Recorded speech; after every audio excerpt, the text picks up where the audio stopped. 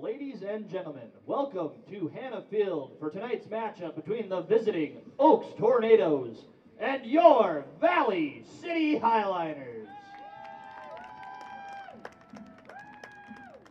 Tonight we are going to honor our senior football players tonight, and as well as their parents, and we will also be honoring the cross-country team as well this evening.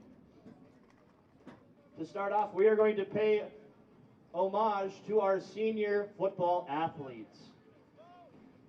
Number 2, Corbin Powell, accompanied by Ross Powell and Jackie Cordy, as well as Tanya and Ken Noelder.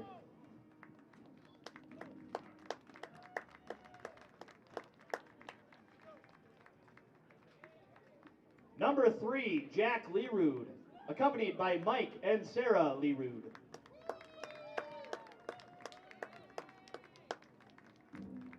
Number 7, Derek Shape, accompanied by Chad and Carrie Shape.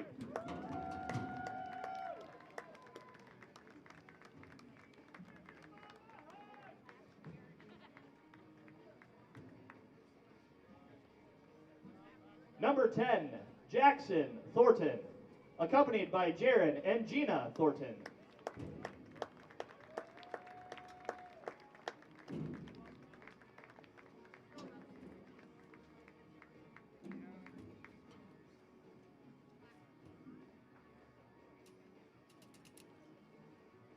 Number 23, Caleb McLaughlin, accompanied by Ashley McLaughlin, as well as Randy and Terry McLaughlin.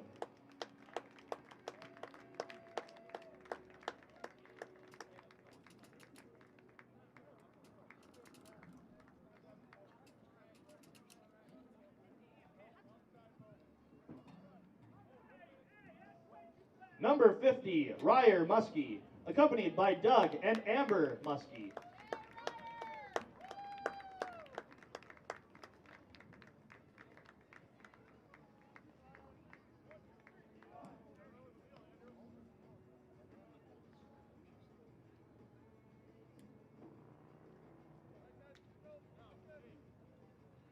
Number 54, Trey McPartland, accompanied by Tim and Michaela McPartland.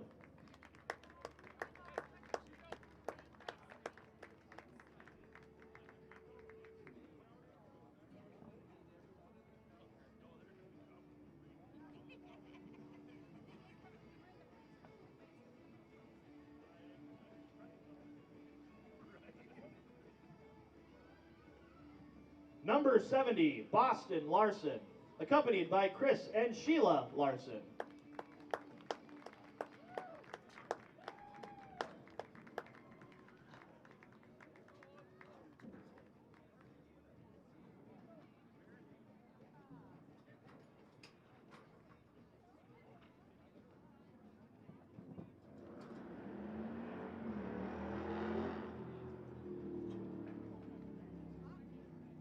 Number 73, Jack Dieterle, accompanied by Scott and Don Dieterle.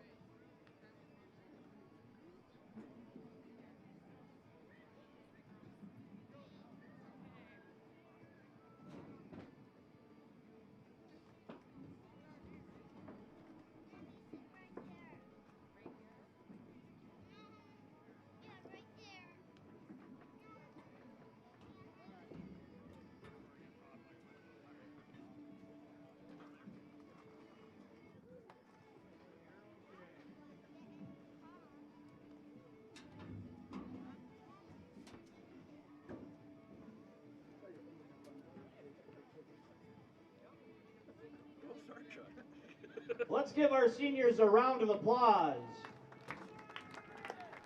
Thank you for all of your hard work and dedication, and thank you, parents, for your countless sacrifices to allow these young men to play here at Hannah Field.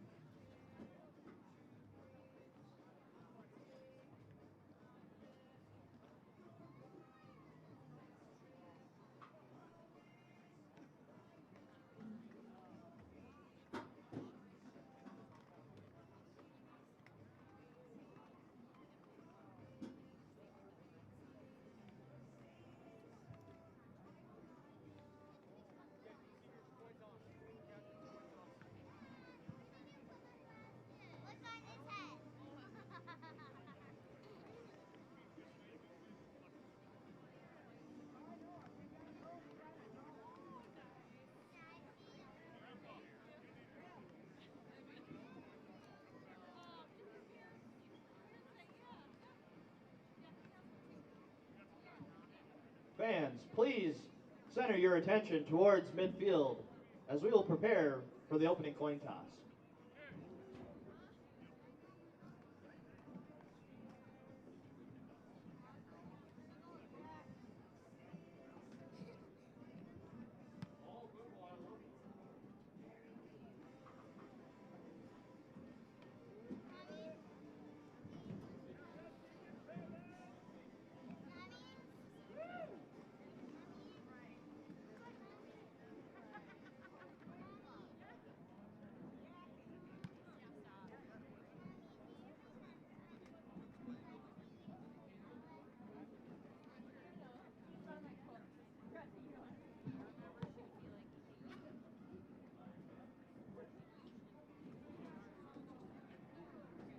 Heads.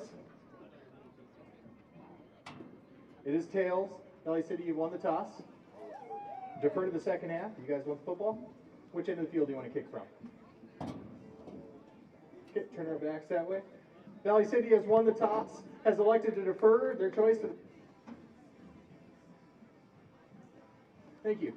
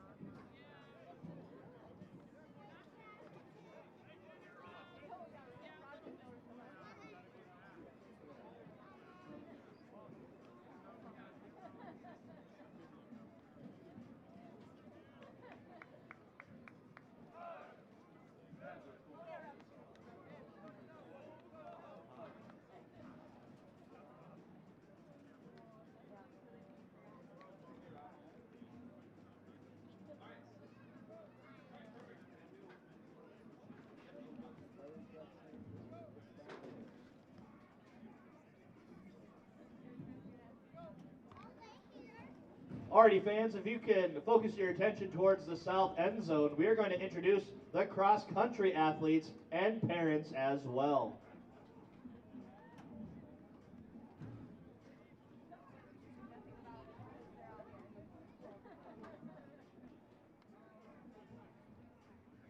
Starting off with our 7th graders, we have Jonathan Burnson, son of Pam and Bill Burnson.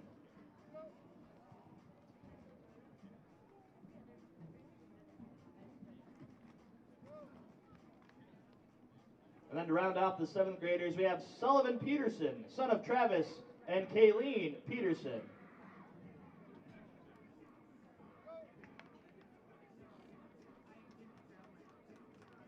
Now for the 8th grade, we have Caleb Beard, son of Wayne and Regina Beard. Carter Coughlin, son of Marita and Ryan Coughlin.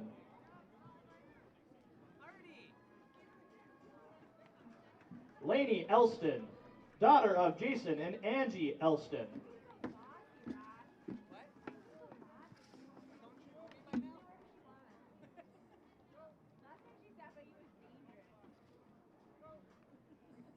Caitlin Gololong-Vanoff.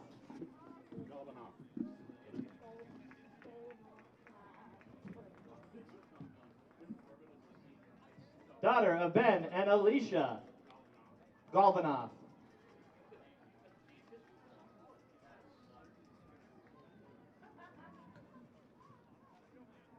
Camden Kappaman, daughter of Katie Kappaman and Corey Kappaman.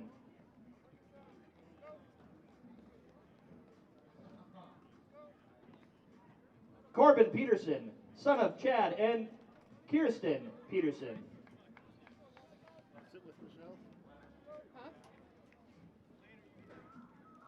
Catherine Russell, daughter of Don and Dorothy Russell.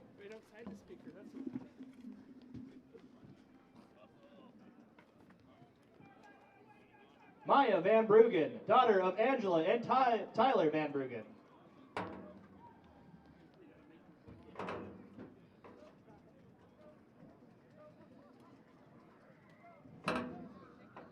Now for our 9th graders, we have Kyle Cote, son of Kevin and Felicia Cote.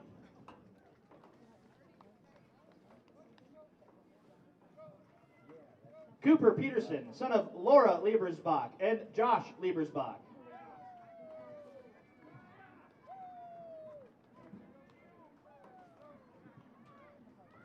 Simon Trapp and Emma Trapp, son and daughter of Lonnie and Luke Trapp.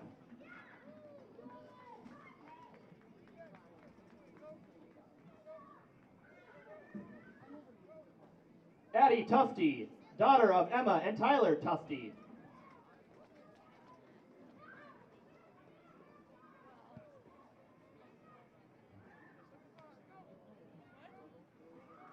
Now for our sophomores.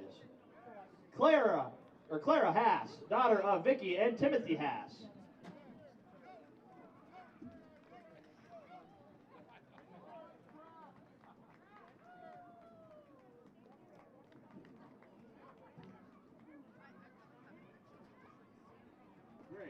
Now for our juniors. Elijah Drummond and Rachel Drummond, son and daughter of John and Rebecca Drummond.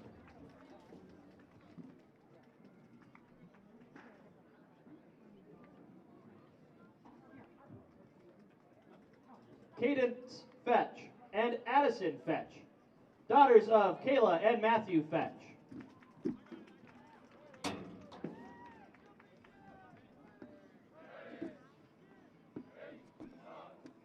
Marissa Hoffarth, daughter of Chris and Alicia Hoffarth.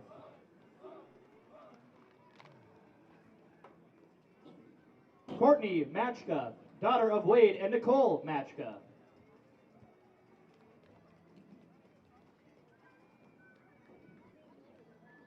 Adrian Rivera, child of Adriana and Norberto Rivera. Jack Sorby, son of Sarah and Justin Sorby.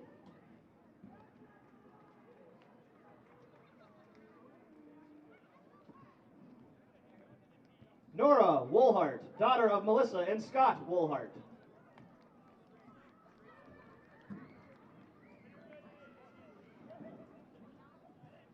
And for our seniors, Autumn Anderson, daughter of Misty and Bob Anderson.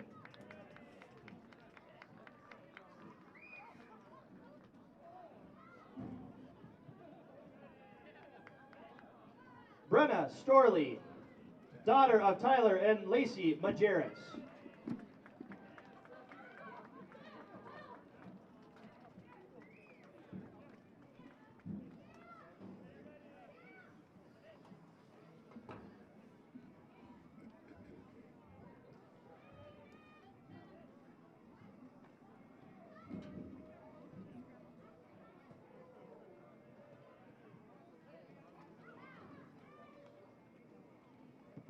Let's give our cross-country athletes and their parents a huge round of applause.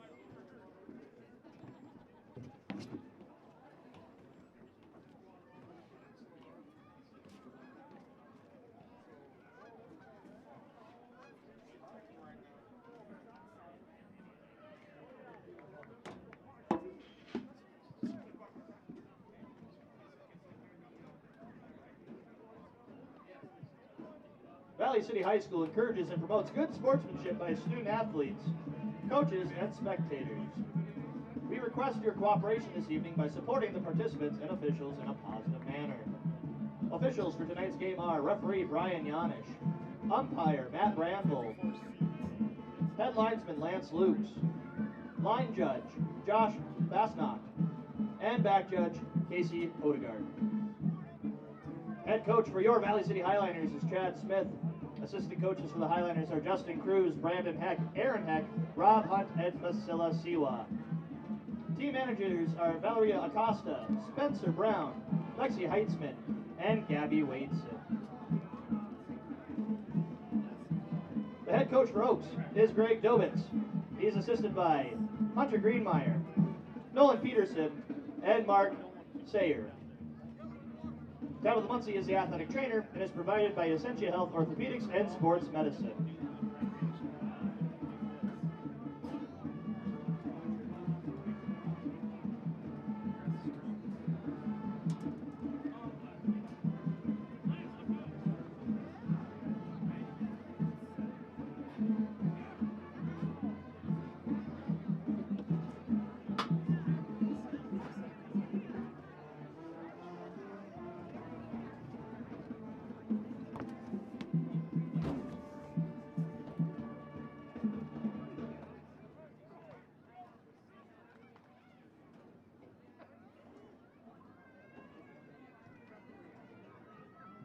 And tonight's flag sponsors around Hannah Field tonight are Tim and Michaela McPartland, Scott and Don Dieterle, Chad and Carrie Shape, Linda and Joe McKenna, Pat Shape, Leroy Matthias Funeral Home, Brian and Georgia Welkin, Randy, Terry, and Ashley McLaughlin,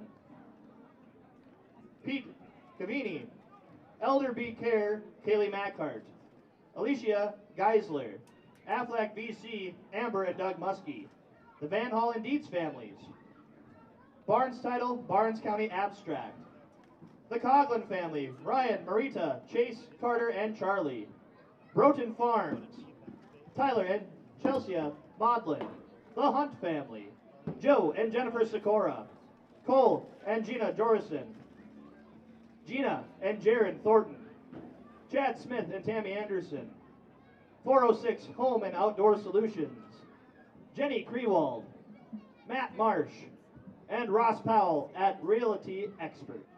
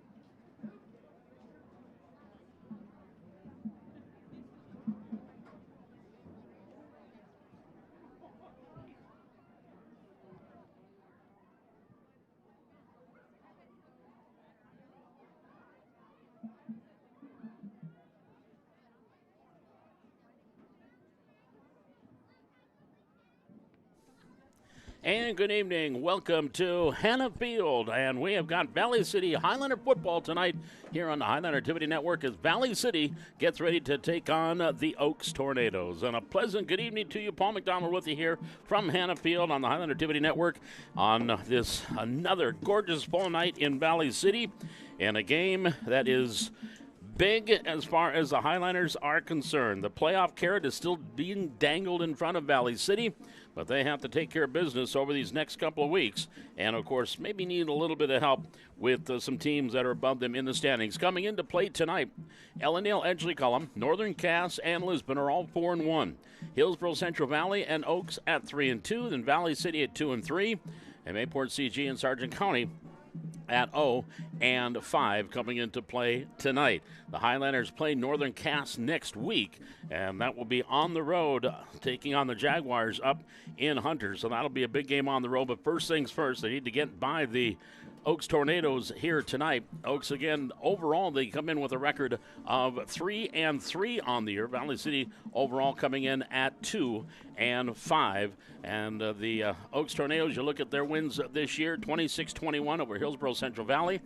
Barely got by Mayport CG, 21-18, and defeated Sargent County a couple of weeks ago, 28-6. Their losses, Langdon area Munich, 34-6, 18-8 losers to Lisbon, and then last week, lost to Northern Cass, 25-7.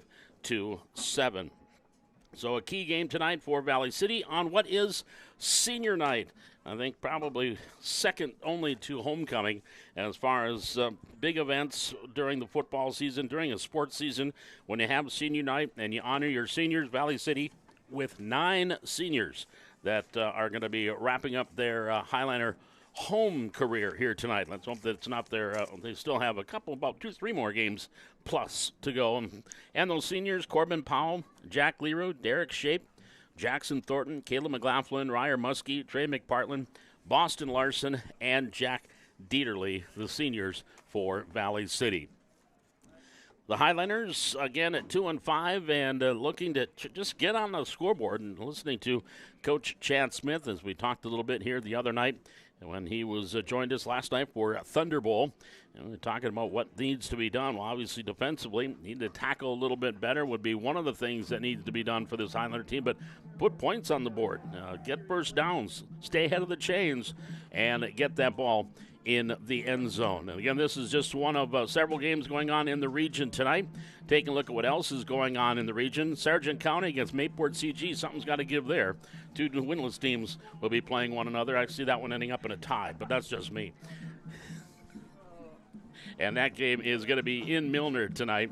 Northern Cass, they've got a tough call tonight. They're at Ellendale Edgeley-Cullum. So that's one that a lot of the Highlander fans will be watching. The Highlanders going to win tonight. Northern Cass loses next week, and Valley City could have their playoff future in their hands here when they would play next week. But again, first things first, get that win tonight. Lisbon, they are hosting Hillsborough Central Valley in other Region 1 games tonight. Coming up here, we've got the national anthem, the pep band in full vigor, a crowd filing in. Again, another gorgeous night here in Valley City. Not a cloud in the sky. Temperatures are going to be around 60 degrees at kickoff. And should be a beautiful night for football. Better tonight than it looks tomorrow. Looks like they're talking rain tomorrow. Of course, Valley City State, they are hosting Mayville State tomorrow afternoon at Locken Stadium, and that will be a 1 o'clock kickoff tomorrow. But they are talking the possibility of rain tomorrow, but hopefully not until after that game. Also tonight, not only is it senior night, but it is also honoring the first responders. And if you've seen it in the past when they've honored the first responders, you look over to the south end of the football field, and you have the ambulance, you have the fire trucks, you have first responders lined up from not only Valley City, but of course Sanborn as well. And when there is a touchdown, bells and whistles go off here when the Highlanders do get the ball in the end zone. So let's hope they're going to score some points. We want to hear a lot of sirens tonight, and not for the normal reason that we hear sirens here in Valley City. We'll step aside. When we come back, we'll have more here in our pregame. It's the Highlanders and the Tornadoes high school football coming away tonight from Hannah Field on the Highlander Activity Network.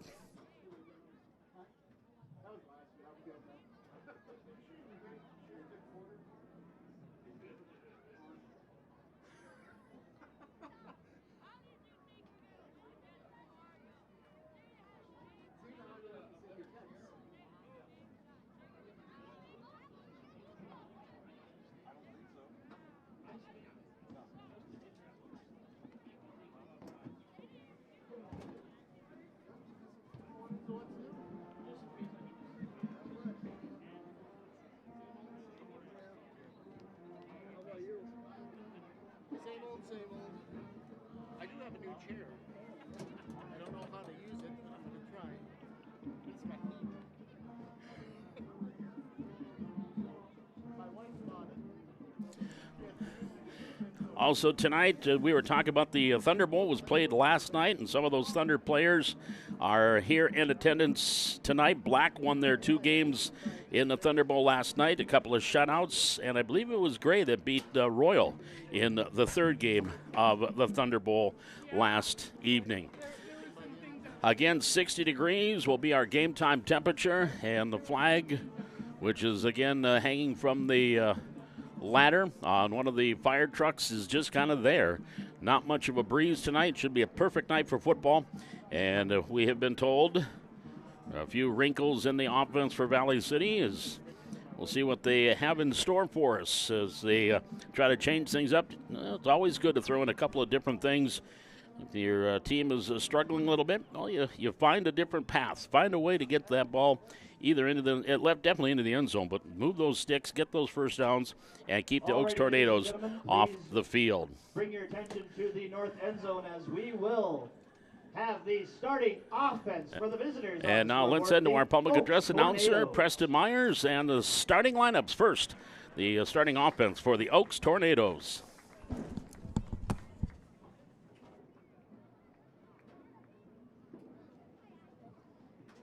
Number 2, Bo Thorpe.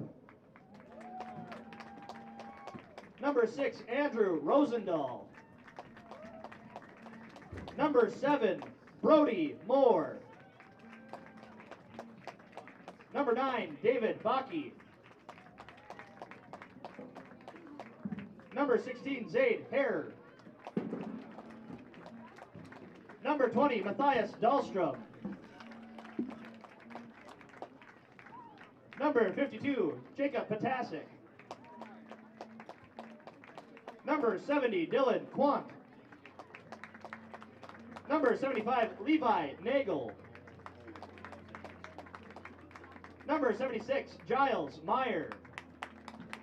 And number 79, Eli Dinger.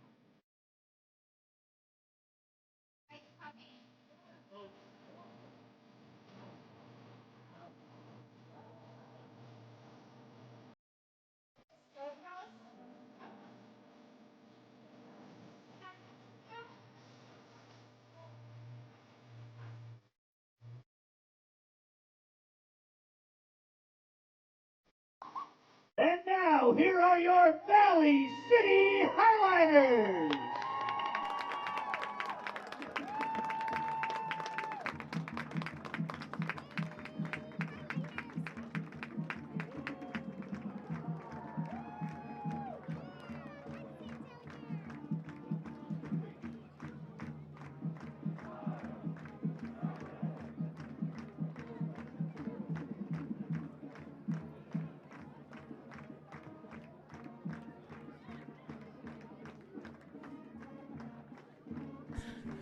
Back here on the Highlander Activity Network, and we are moments away from the national anthem. Again, the pep band under the direction of Teddy Dimmer will be doing our anthem tonight. The Highlanders, second-year head coach Chad Smith, third year with the program. Spent 2 years as the offensive coordinator, a couple years, about 3 years back. Now his first year as the head coach. Assisted by Rob Hunt, Aaron Heck, Brandon Heck, Justin Cruz, and Masia Siwa are the assistant coaches for the Highliners. Spencer Brown, Ladies Lexi and Heitzman, gentlemen, before we begin Gabby tonight's Wadeson, game, and we'd like to Valeria take a moment to Acosta recognize some very are special the members of student our managers. Time now for our first national anthem. responders. These men and women dedicate themselves every day to keep us safe and cared for. If you are a first responder, whether it be police, fire, EMS, or medical, please stand so we can show our appreciation.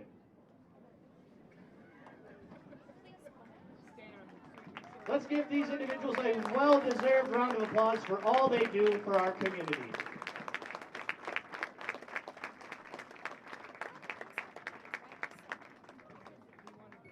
Now, at this time, I would ask that you please rise, remove your hats, and face the flag for the playing of our national anthem, under the instruction of Miss Tendy Dimmer, the VCHS Pep Band.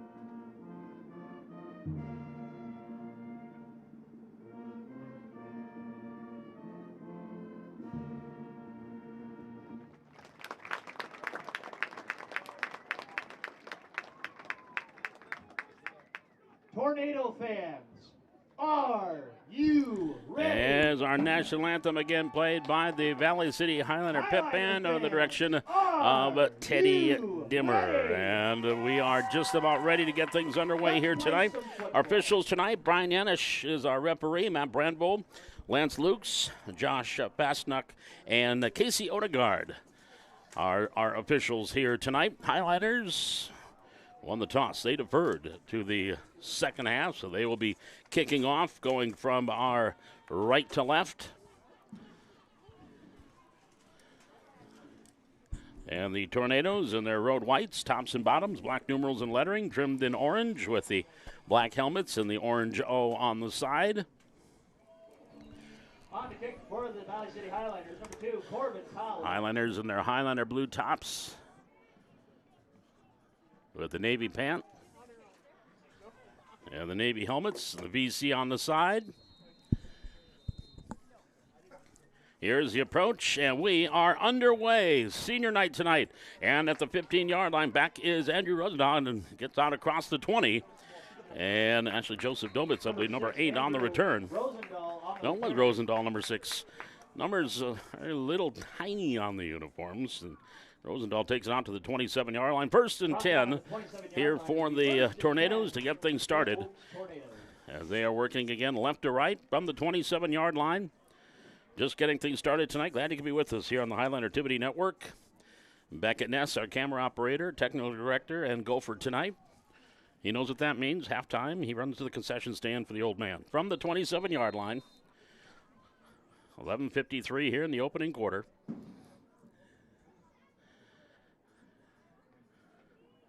Now they have the centers over the ball. I've seen this before with Oaks. Centers over the ball. Their slot receiver here to the near side.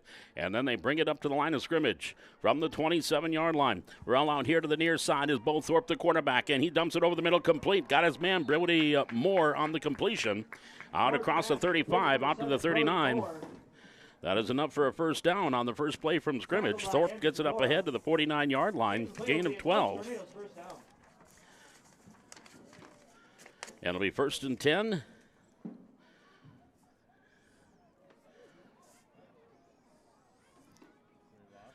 Line of scrimmage is at the 39. Shotgun for Thorpe.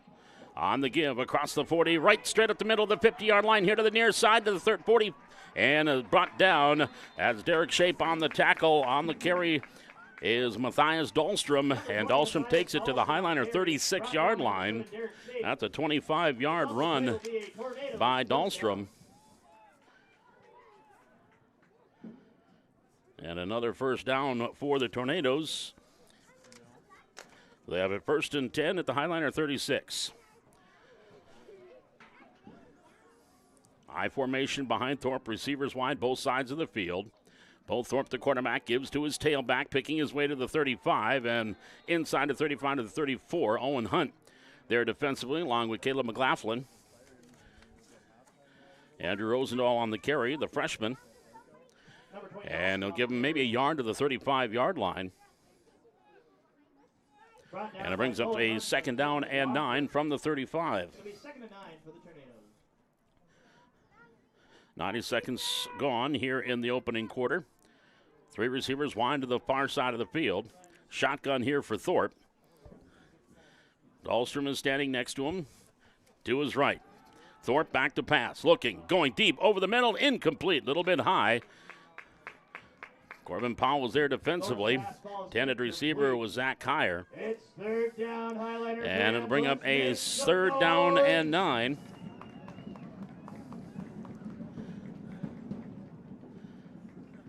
From the 35-yard line. Head coach Chad Smith, the D coordinator for the Highliners. Again, shotgun for Thorpe. Dahlstrom now on his left side. 2 receivers to the left, 1 here to the near side. Dahlstrom gets the handoff up middle, 35 to the 30. Puts his head down, and boy, he's going to be short of the first down. Upended by Owen Hunt. Needed 9, got 8.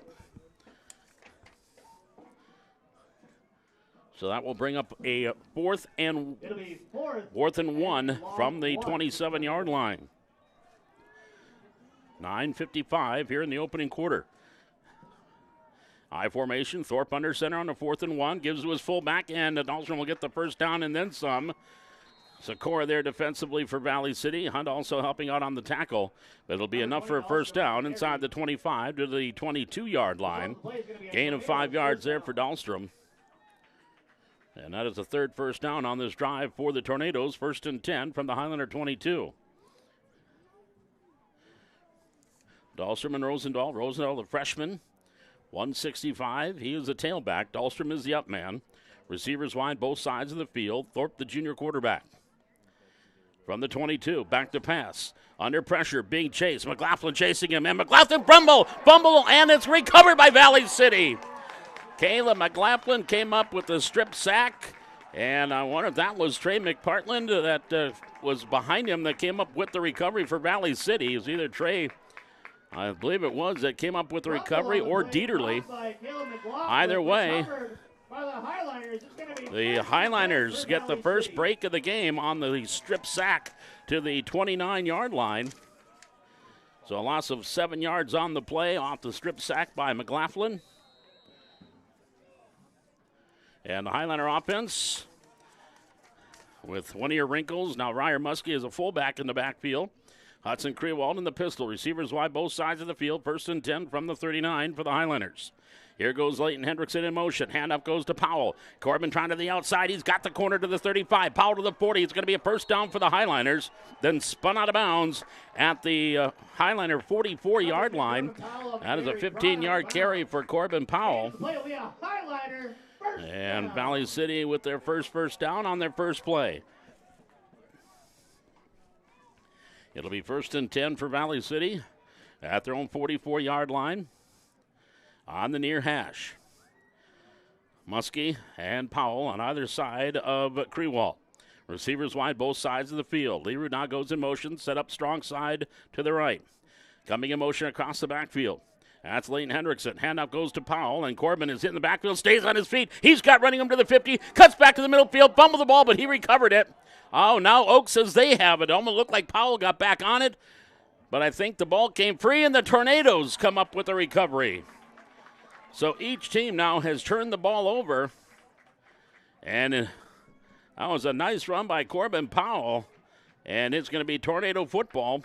And now a late flag is going to come in, so I'm going to guess something was said And we also have a penalty. after the play was over, and the Highliners are going to get 15 yards against, I got a feeling. Brian Ranish, our white cap. After the play was over, unsportsmanlike conduct, number 2, Valley City. It's going to be a 15-yard penalty, first down for Oaks. It's number 2's first unsportsmanlike, counting towards disqualification. So the recovery at the 46-yard line, the 10-yard run for Powell, and then the ball popped free. And Oaks recovered it, and then they get 15 yards on the unsportsmanlike.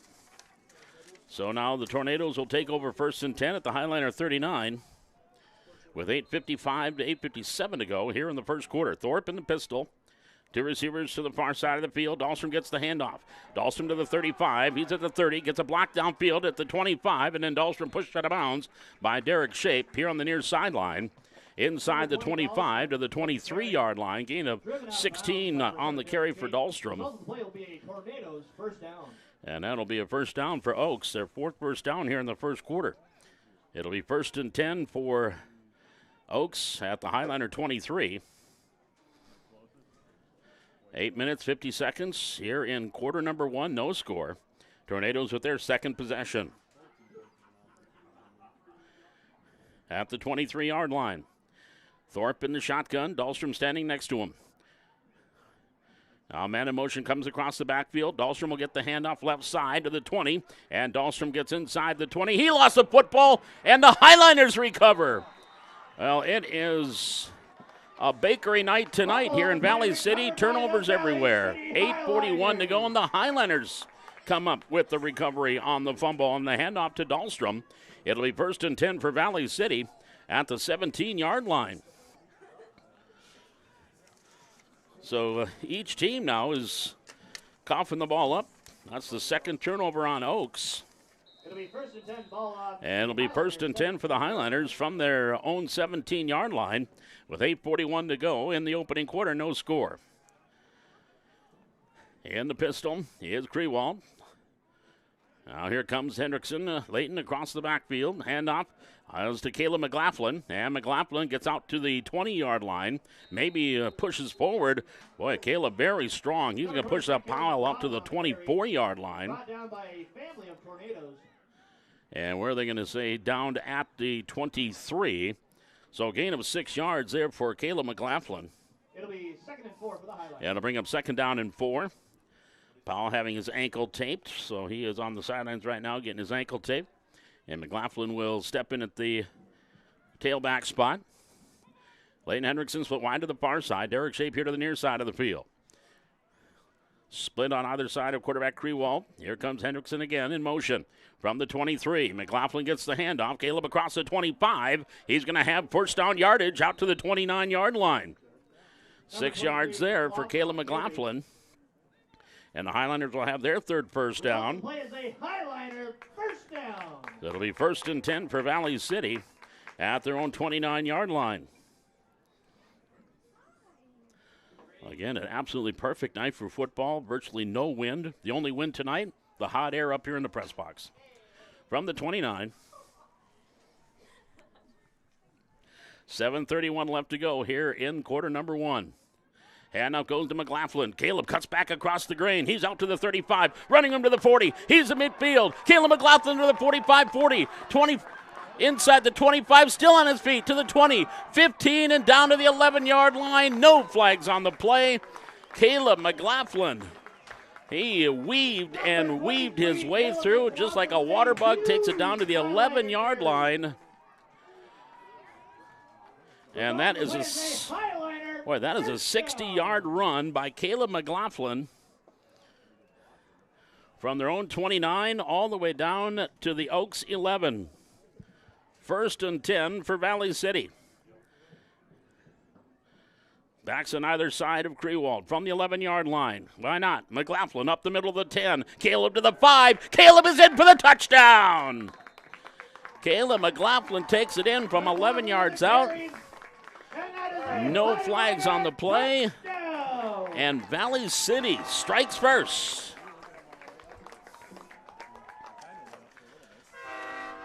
With 6 minutes and 48 seconds to go here in the quarter. Kayla McLaughlin takes it in from 11 yards out. And now the conversion. I thought the sirens were going to go off when we scored. Come on. Did they? Wow. That's because I was talking. I should have just kept my mouth shut. There they go. Oh, someone heard me. They're doing it again. Here is a 2-point conversion with Krewald. Powell in motion. He comes back across the backfield. He'll get the pitch. Grabs it on the fly. Man, he is going to be in for the... No, they're going to say his knee was down, so the conversion is no good. We come back up the field with 6:48 left to go here in the first quarter. It's Valley City 6 and Oaks nothing. We're back with the kickoff. This is Highlander football on the Highlander Activity Network. Oaks Tornadoes 0.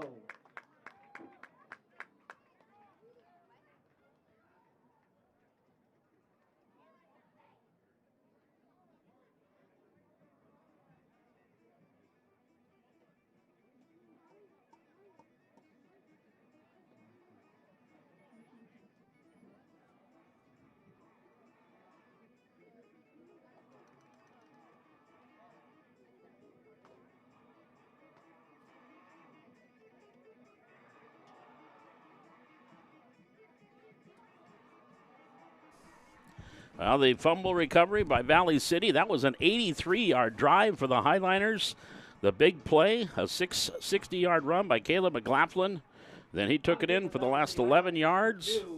Corbin Powell back to receive for the Oaks Tornadoes, number 6. And now is that Mari that's kicking it? Mari Ronsberg will be doing the kicking here. Here's the approach. And a low line drive kick that's going to go out of bounds. Penalty on the plate. And so the Tornadoes, Coach Greg Dobitz, the head man at Oaks, he has been there for a few years.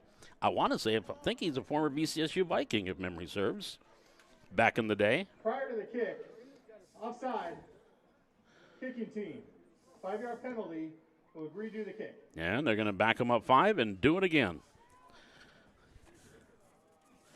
So that is the second penalty on the Highliners. And so they will kick it over again. Again, middle of the field. Andrew Rosendaal's back deep. Zaid higher. You look at this Oaks team. 1, 2, 3, 4, 5 seniors for Oaks. Coach Dobitz, he's assisted by Nolan Peterson, Hunter Greenmeyer, and Mark Sayer. Ryan Schneider, Sean Creage, and the junior high coach. Sean's another ex-Viking. He played baseball, I think. Here's a low line drive kick, bumbled and finally picked up by Rosendahl. He has it across the 25 and out to the 30-yard line. So that's where the offense for the Oaks Tornadoes will come back out. 1st and 10 from the 30. Number 6, Ronsdahl, the carry, tripped up. With 6 minutes and 43 seconds to go here in quarter number 1. Highliners leading at 6-0 on senior night. On a perfect night for football. It'll be 1st and 10 for the Oaks Tornadoes. Home finale for Valley City at Northern Cass next week, and then hopefully another game the following week for the playoffs. From the 30-yard line, it'll be 1st and 10. Thorpe in the pistol, 3 receivers wide here to the near side of the field. Dahlstrom, the lone setback. He'll get the handoff. Dahlstrom here to the near side. Dahlstrom to the corner at the 35, and he is upended. Nice open field tackle, Derek Shape. And Dahlstrom will get it out to the 38-yard line. Number 20, Matthias Dahlstrom. Gain of 8 yards there for Dahlstrom. Derek Shape. Gain of about 6 on the play. It'll be. And that will bring up a 2nd down and 2 from the 38-yard line. 6 minutes, 15 seconds. Quarter number 1, 6-0 Highliners. From the 38, I formation. Thorpe under center. Gives to his tailback. Rosendahl to the 40. Cuts back middle of the field to the 45. Gets a block downfield to the 50-yard line. And then caught from behind and dropped there by Caleb McLaughlin. But it'll be right at the 50. Pickup of 12 yards and a 1st down for Oaks. Brought down by number 23, Caleb McLaughlin. The result of the play is going to be a Tornadoes 1st down.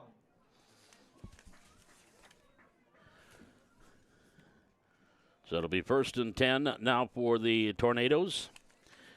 right at the 50-yard line on the west side of the VC here on the near hash. The freshly painted VC from last night's Thunder Bowl. Right up the middle, Dahlstrom on the carry, right up the gut.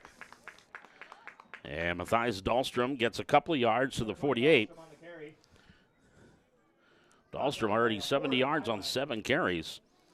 25 of those came on his first carry of the game. So it'll be second down and 8 for Oaks from the Valley City 48-yard line.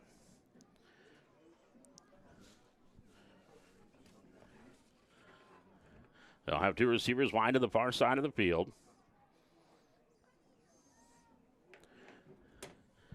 Shotgun formation for Thorpe.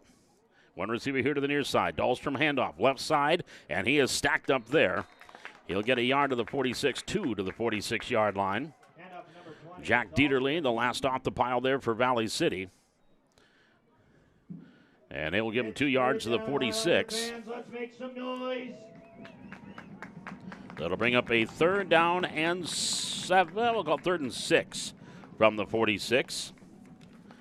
They need to get to the 40-yard line for the first down. 4 minutes, 23 seconds. Clock ticking here, first quarter, 6-0 Highlanders.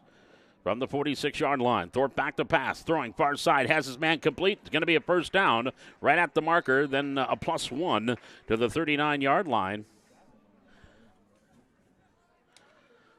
So that will be a pickup of the 7 yards. Zaid Heyer on the completion. Again, that's a 7-yard pickup.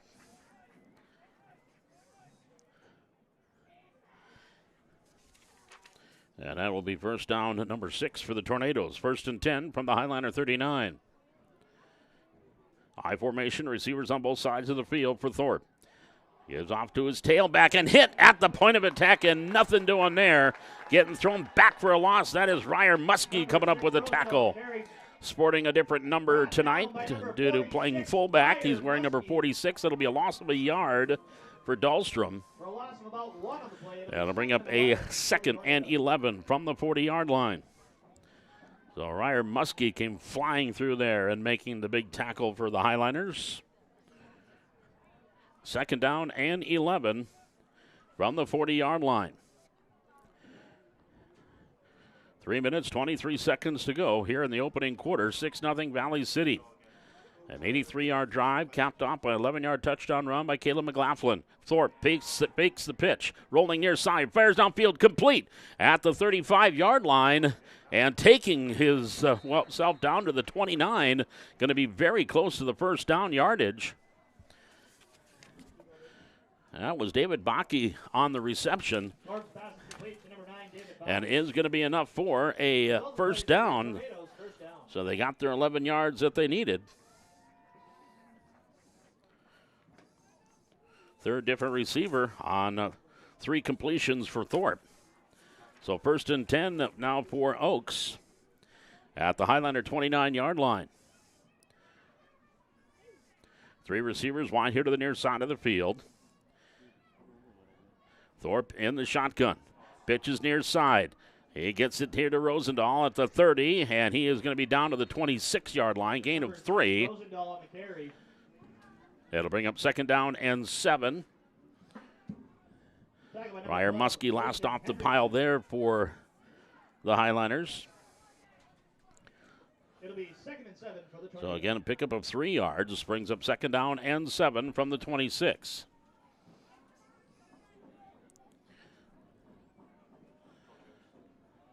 Thorpe will have Dahlstrom now standing to his left. 2 receivers to the wide side of the field. That's the left side. 1 here to the near side. Here comes the blitz. Dahlstrom gets the handoff. Shades off a tackler at the 20. He's at the 15 to the 10, and then thrown down by Leighton Hendrickson down at the 6-yard line. So Dahlstrom with the carry. He'll take it 16 to 17 yards. Down to the 6. So it'll be 1st and goal to goal now for Oaks at the 6-yard line.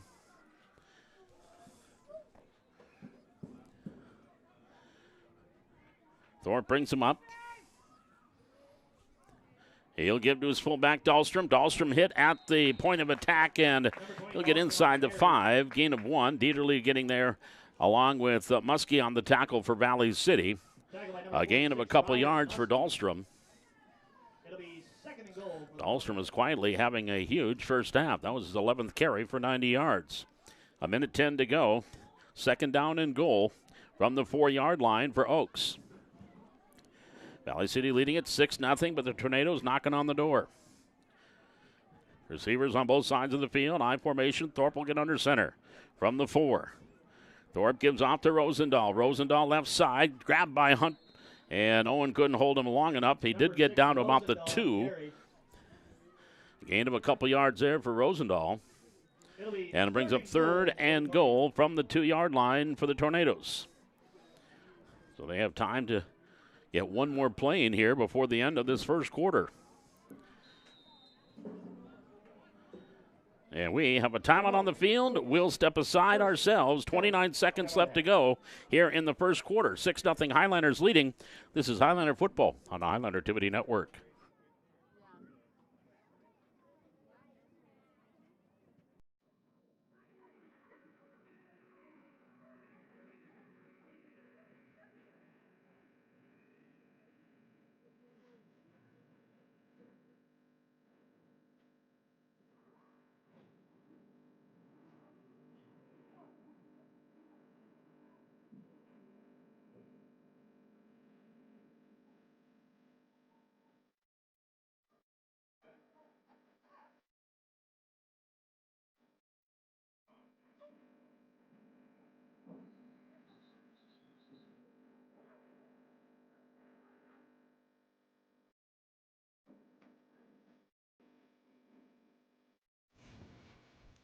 It is a 3rd and goal coming up here for Oaks at the Highlander 2-yard line.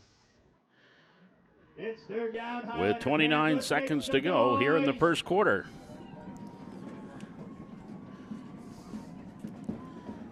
I formation. Dahlstrom will dot the I. Thorpe gives to Dahlstrom, and Dahlstrom is in for the touchdown. Number 6, Rosendahl to carry. That'll be an Oaks Tornadoes touchdown. So Rosendahl, pardon me, Andrew Rosendahl takes it in from 2 yards out. And the Tornadoes are on the board with 28 seconds to go here in the first quarter. And now the extra point coming up here. The lefty, Zaid Heyer, will attempt the extra point. Snap, spot, kick is up, and it is good. 28 seconds left to go here in quarter number 1. It is now Oaks 7, Valley City 6. Hang on. We got a flag on the play. Hold your cards. So we have a flag in the backfield. But it looks like this is going to go against the Highliners. Running into the kicker. Defense. Try was good. Penalty being enforced on the succeeding kick. So Rosendahl with the 2-yard touchdown run. Heyer with the extra point. And so it will be assessed on the kickoff. Your score with 28 seconds to go here in quarter number 1. It is Oaks 7, Valley City 6. This is Highlander football on the Highlander Activity Network.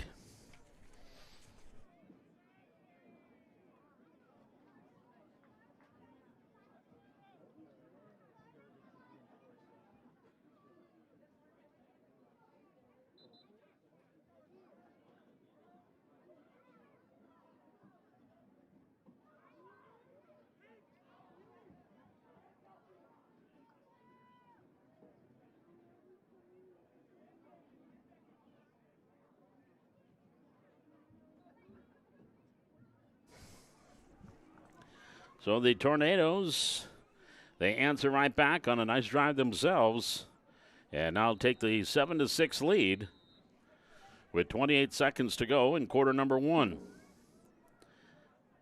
Heyer now will kick it deep. Here's the approach, and there's the high end-over-end kick. Taken at the 5-yard line. Middle return 10, 15, 20. Head of steam there for Shape, and he gets out to the 24-yard line. And that is where the Highliner offense will come out, 1st and 10 at their own 24-yard line.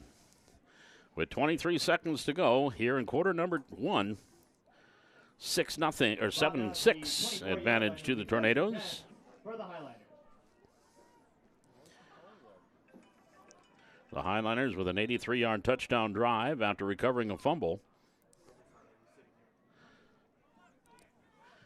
And now they will come up here with the receivers on both sides of the field. Krewald gives to McLaughlin. Caleb at the 25 and picks his way out to about the 29-yard line. Maybe close to the 30. They'll get him out to the 30. And we do have a flag on the play.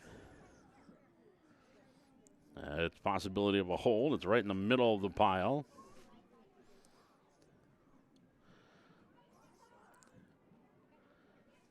And again, that running into the kicker was the penalty assessed on the kickoff.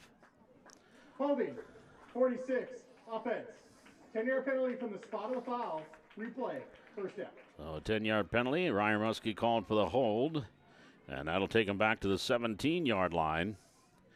With 15 seconds to go in the quarter.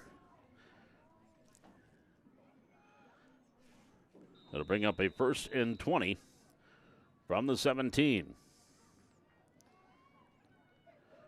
Actually, yeah, about 1st and 17 from the 17. Grewald sends McLaughlin in motion. Muskie the lone setback. McLaughlin reverses his field, gets the pitch. Caleb to the outside, and Caleb will get a yard, if that, coming around on that far side. McLaughlin on the carry. He'll get maybe a yard. That's the end of the first quarter. And that'll be the end of quarter number 1. After that short pickup by Caleb McLaughlin. Let's see what they mark it. They're going to mark it at the 18, so it is a gain of 1 yard. So we are through 1 quarter of football, and your score, it is Valley City trailing the Oaks Tornadoes 7-6. Back with more Highliner football on the Highliner Activity Network.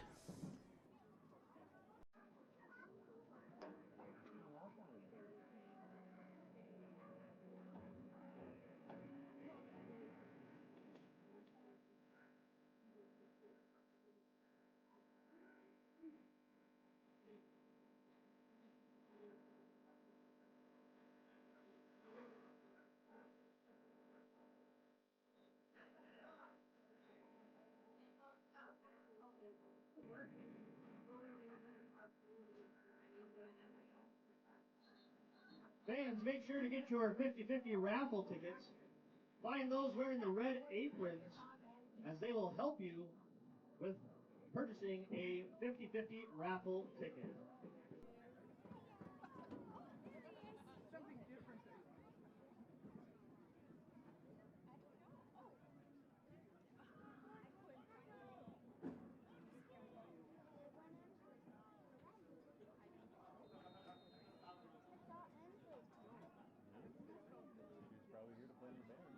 Second down here for the Highliners. 2nd and 16 from the 18. Grewald looking for throwing. Flag on the play. Pass complete. Across the middle. Across the 25. Up about the 27-yard line. Couple of flags. One on this side, one on the other side of the field. Leighton Hendricks on the reception. There's a penalty on the field. He got out to the 27-yard line, but we do have flags. Let's hear referee Yanish. Legal formation. 5 players up in the backfield on the offense. 5 yards in the previous spot remains. 2nd down. So another penalty on the Highliners. That is their 5th penalty for 40 yards. So back them up 5. And that was close to a first down on the completion. So they're going to be back to the 13-yard line. And they need to get out to the 34. So it'll be 2nd and 21 from the 34-yard line for Valley City. Just getting things started here in quarter number 2. 7-6 advantage to Oaks. Shape here to the near side. Hendrickson split out wide to the far side of the field. That's the wide side. McLaughlin comes in motion. Krewald in the pistol. Gives to Caleb up the middle, following his blocker. And again picks his way out maybe to the 14. And then a host of Tornadoes there on the tackle. Brought down by a plethora of And it was Dahlstrom was one of the tacklers there from his linebacker position. It'll be a gain of 1 out to the 14-yard line. And we'll bring up a 3rd down and 20 from the 14. As we hit 11 minutes remaining here in the quarter. Also there on the tackle, big Giles Meyer, the junior. D lineman, 225. I'm going to say maybe closer to 240. From the 14. Receivers on both sides. Shotgun for Krewald. Here comes Shape in motion across the backfield. Krewald back to pass. Gets the good snap. Throwing far side. Oh, right through the hands, and that could have been a big gainer for Leighton Hendrickson. A little bit too high for Leighton. Went right through his hands. And it'll be incomplete. Leighton Hendrickson falls incomplete. It'll be 4th and long. Or that could have been a big gainer for Valley City. So it'll bring up 4th down and 20. And now send Amari Ronsberg back to punt the ball away here. Andrew Rosendahl, Landon Titus back deep to receive. Low snap, grabbed by Ronsberg. High wobbler here to the near side. Hits at the 38, takes a little bit of a Highlander roll, and is going to come dead at the 44-yard line. That'll be a 26-yard punt, no return. And so Oaks with very good starting field position. They'll have it 1st and 10 at the Highlander 44-yard line with 10 minutes and 28 seconds to go, second quarter. 7-6, Oaks with the advantage. Highlander volleyball were in action last night. A big 3-set win over Central Cass. Bouncing back after losing that 5-setter to Kindred on Tuesday. Highlanders now 12-2 on the year, 7-1 in Region 1. Line of scrimmage is the 44. Thorpe will bring him up. He's got the I formation. Here in the near hash. Play action. Rolling, looking, throwing downfield. Now has his man at the 35 and then tackled on that far side at about the 37-yard line. Leighton Hendrickson on the tackle. And the completion there was to, I'll say that was to Dimitrov. But what it is a completion to the 32-yard line and enough for an Oaks first down. That is their 9th first down. A gain of 12 yards on the play.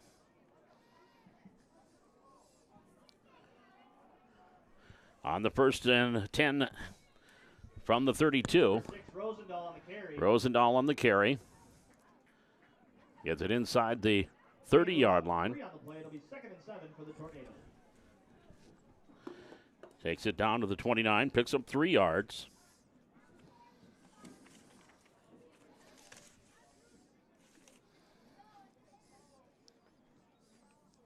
Now bring a 2nd down and 7 from the 29. 9:15. Here's Dahlstrom up the middle. And Dahlstrom off the right side. Wrapped up there. Short pickup. Number 20, Dahlstrom on the Get to about the 30 or the 28-yard line. Gain of maybe a yard, possibly 2. And they're going to mark it down at the 27. So 2-yard pickup for Dahlstrom. That'll make up a 3rd and 5 from the 27 for Oaks. 8:45. We're in the second quarter. Tornadoes leading at 7-6. 2 receivers here to the near side. 1 split wide to the right. Dahlstrom next to his quarterback, Thorpe. He'll get the handoff up the middle of the 25 to the 20. He's going to have the first down inside the 20-yard line. And mark it down to the 19. And there's a flag on the play, so hang everything on that far side. And they're clapping on the Oak sideline, so another Highlander penalty. Personal foul, face mask, defense, number 3. Half the distance to the goal results in a first down. So that will be from the 19, so the half distance to the goal will take it down inside the 10-yard line. And it'll be 1st and goal to go here for the Tornadoes. And it was an 8-yard carry for Dahlstrom. who now is at an even 100 yards on 13 carries. And we still have 8:27 to go in the second quarter. From the 9 3/4 yard line, receivers wide both sides of the field. I formation behind Thorpe. Bo turns, gives to his tailback, Rosendahl, and Rosendahl takes it down to the 5. We're right into the teeth of that Highlander defense.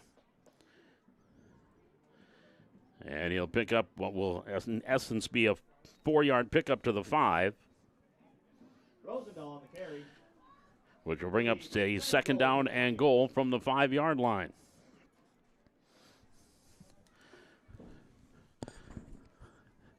Bo Thorpe brings him up to the line of scrimmage. Has that I formation. Dahlstrom now is the tailback from the 4. Handoff goes to his fullback, and he gets inside the 5 and then brought down there. Jack Leerud with help from Jack Dieterle. The Jack's on the tackle. Number 19, Mativ Dimitrov on the That's going to be a gain of 1. It'll be 3rd and goal for the Tornadoes. Dimitrov on the carry. And again, picks up 1 yard. And we'll bring up a 3rd and goal from the 4. As we hit the 7-minute mark remaining in the second quarter. Oaks trying to add to a 7-6 lead. From the 4. Dahlstrom standing next to Thorpe. Thorpe back to pass. Thorpe throws to the end zone. Incomplete. A little bit wide and short of his intended receiver. And to bring up a 4th down, Brody Moore was the intended receiver. Brody Moore falls incomplete. It'll be 4th and goal. So it's now 4th and goal from the 4-yard line. It's only the second incompletion by Thorpe tonight. 4 of 6 passing for 42 yards. And we have a timeout on the field with 6:52 left to go in quarter number 2. Valley City trailing Oaks 7-6. It'll be a 4th down when we return on the Highlander Activity.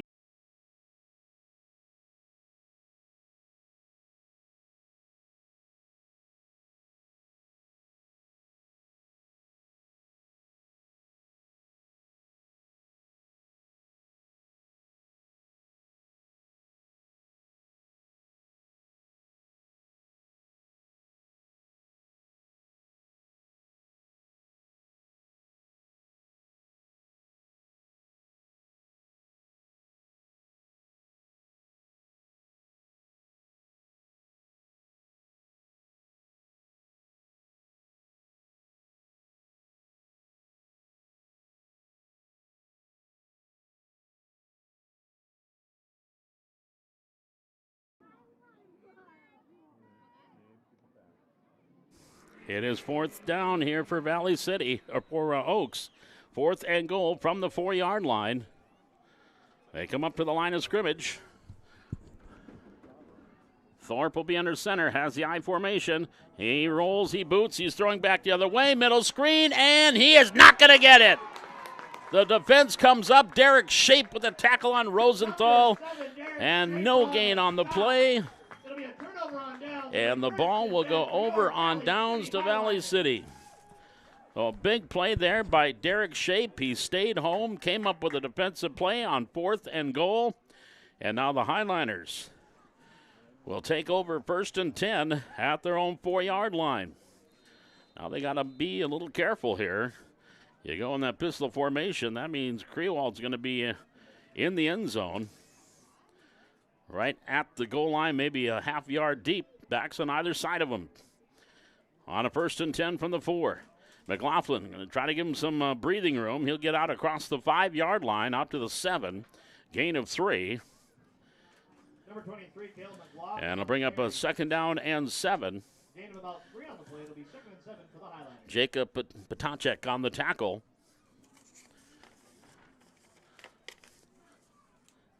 So McLaughlin having a pretty good first half. Of course, he had that 60-yard run.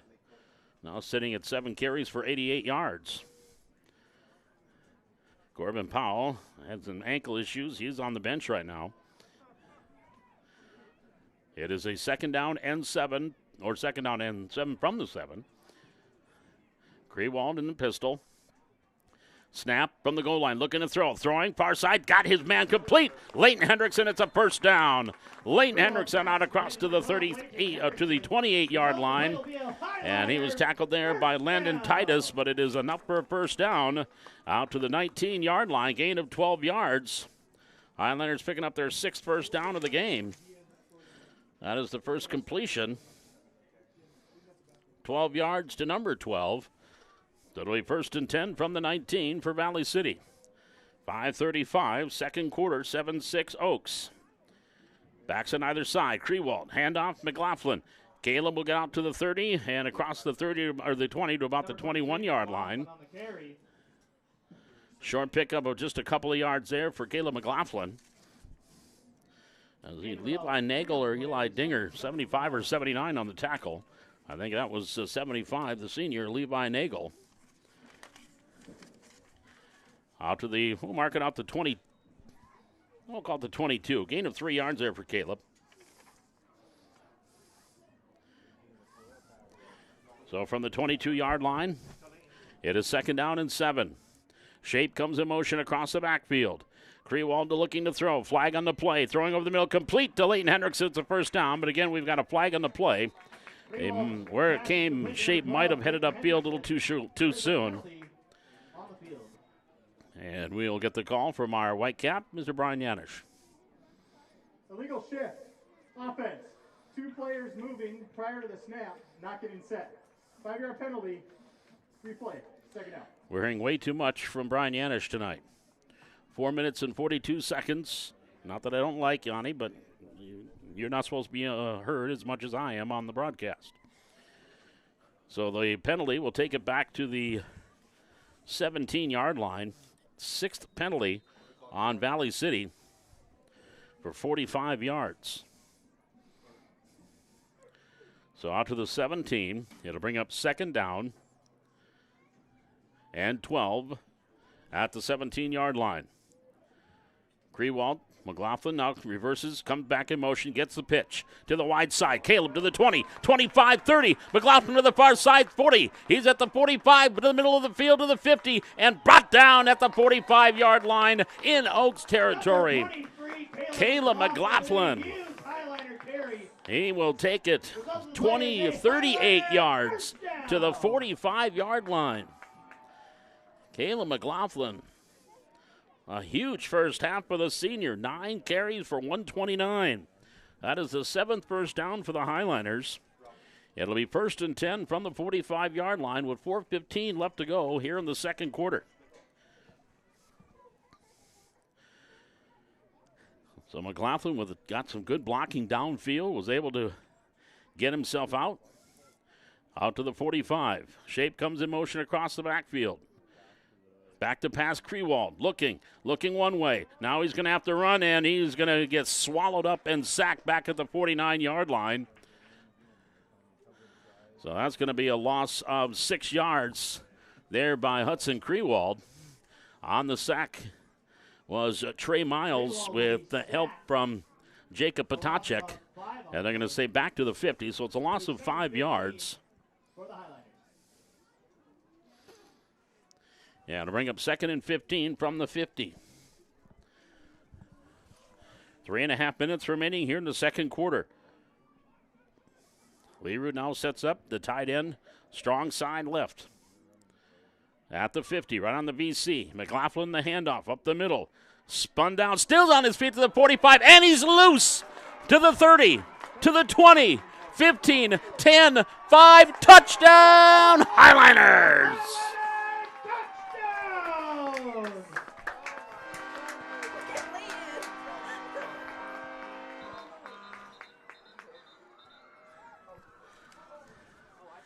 Caleb McLaughlin, and we have an injured Highliner. I think that's Leighton Hendrickson. That's the injured Highliner.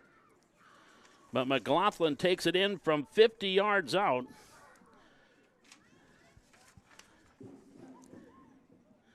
So, yes, we're happy with the touchdown, but now we're concerned with the sophomore, Leighton Hendrickson, who is being looked at by Doc Mitzel and Tabitha Muncie, our training staff here for the Highliners, with 3 minutes and 11 seconds to go in the second quarter. McLaughlin's second touchdown of the game. This is a 50-yard run, which makes it 12-7 Valley City with the lead and a 2-point conversion pending. As they take a look at Hendrickson, we'll step aside. We're back with the conversion. This is Highlander football on the Highlander Activity Network.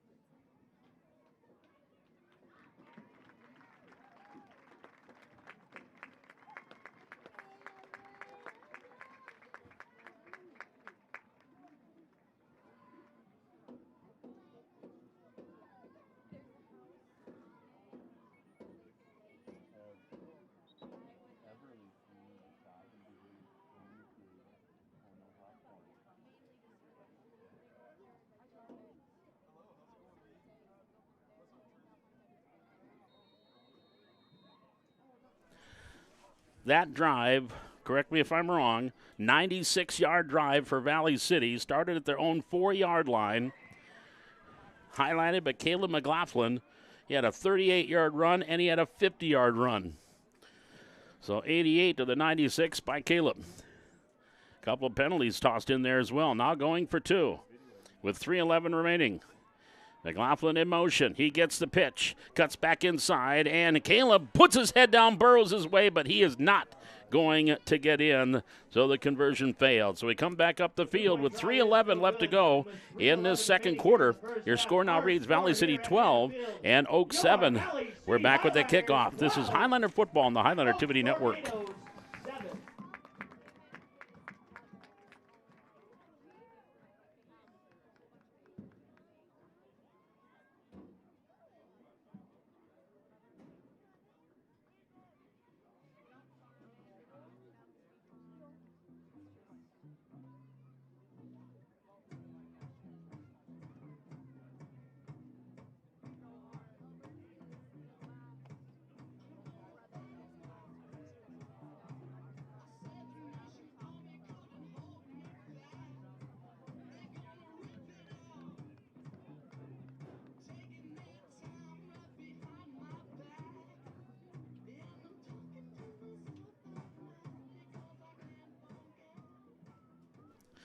Well, that 96-yard drive, again, the Highlanders, a couple of penalties. They were able to forget about the penalties, got a couple of nice runs. And now the Runsberg with the kick. Far side, keep it in bounds, and no, it just snuck out of bounds there on the far side. So the procedure penalty on the kick out of bounds. Free kick out of bounds. Kicking team. Ball be placed 30 from where it was kicked. 25 yards. What was that? So with 3 minutes and 10 seconds to go, they'll take it out to the 35-yard line, Will Oakes. It'll be 1st and 10 for the Tornadoes at their own 35-yard line with 3 minutes and 10 seconds to go. We're in quarter number 2. Highlanders up 12-7. Well, it's been the Matthias Dahlstrom and Caleb McLaughlin show so far here in the first half. Here's Thorpe giving to the aforementioned Dahlstrom. And Dahlstrom hit. Nice open field tackle on that far side. And it's going to be a short pickup out across the 35 to about the 37, 38-yard line. They give him 3 yards. I think Hunt was there defensively. So Dahlstrom will pick up 3.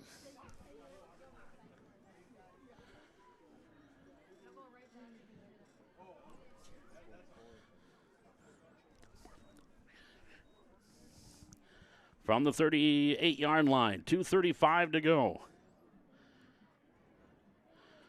Thorpe back to pass. Now under pressure, he'll run, dumps it over the middle, incomplete, and Jack Dieterle was right there in his face and dumped him if he was going to run, and he just throws it incomplete. Number 73, Jack Dieterle on the So it'll bring up a 3rd down and 7. Highlander fans, Make some noise. 3rd and 7 from the 38-yard line. 2:24 remaining. We're in quarter number 2. Highlanders leading at 12-7. Tonight's coverage of Highlander football brought to you by Grotberg Electric of Valley City. Established even before I was born, 1948. From the 38-yard line. 3rd down play. Thorpe under center. Fakes the pitch. Rolling here to the near side. Being chased by McLaughlin. Gets away. Throws downfield, and it's going to be incomplete. He was out of bounds, and they're going to call it incompleted pass. A nice catch, though, by Brody Moore, but he was out of bounds. Caleb McLaughlin was doing the chasing there on Thorpe. We talked about this last night with Coach Smith, how tough it is for a right-handed quarterback to roll to his left and has to spin those hips to try to get a pass downfield. A good throw by Thorpe, but it's going to be incomplete, and it brings up 4th down with 2:15 remaining. Number 16. Now Colton Gerlach is going to go out to receive this punt by Heyer. Gerlach, the freshman, real good open field speed. Ty Cordy also back deep to receive. And now Oaks will take, actually Valley City is going to take the timeout. That'll be their second timeout. So we'll do the same with 2 minutes and 15 seconds left to go. Second quarter, 12-7 Highlanders. This is Highlander football on the Highlander Activity Network.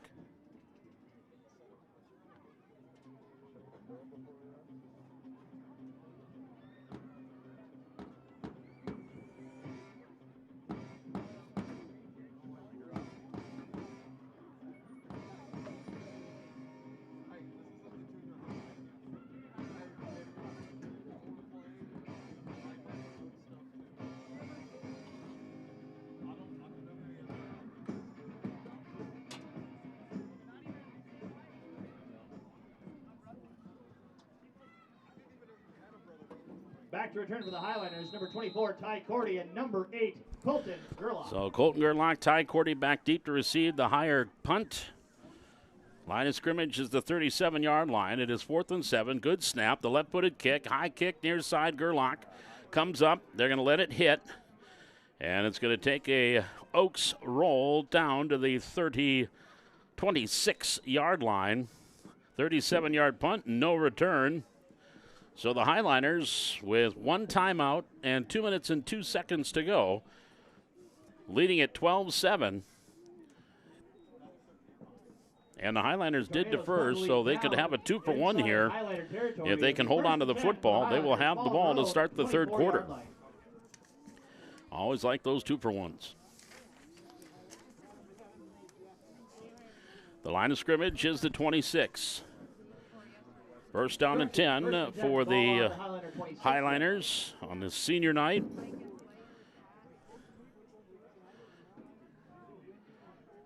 Receivers wide, both sides of the field.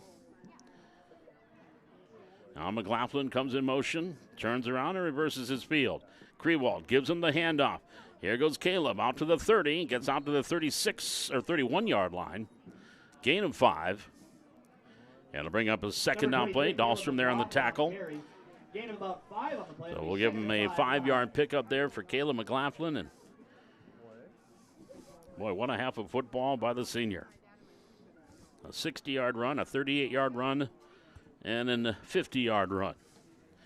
A couple of touchdowns.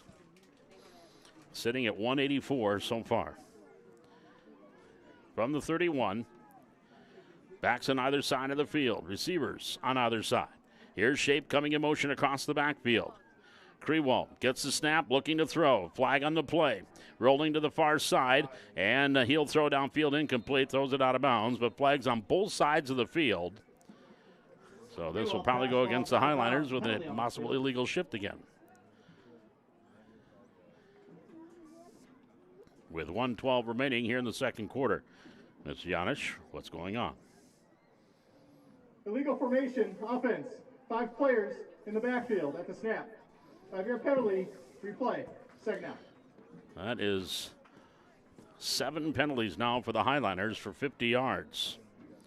So back them up to the 26-yard line. It'll make it a second down and 10 with 1:12 remaining here in the second quarter. Valley City on top, 12-7.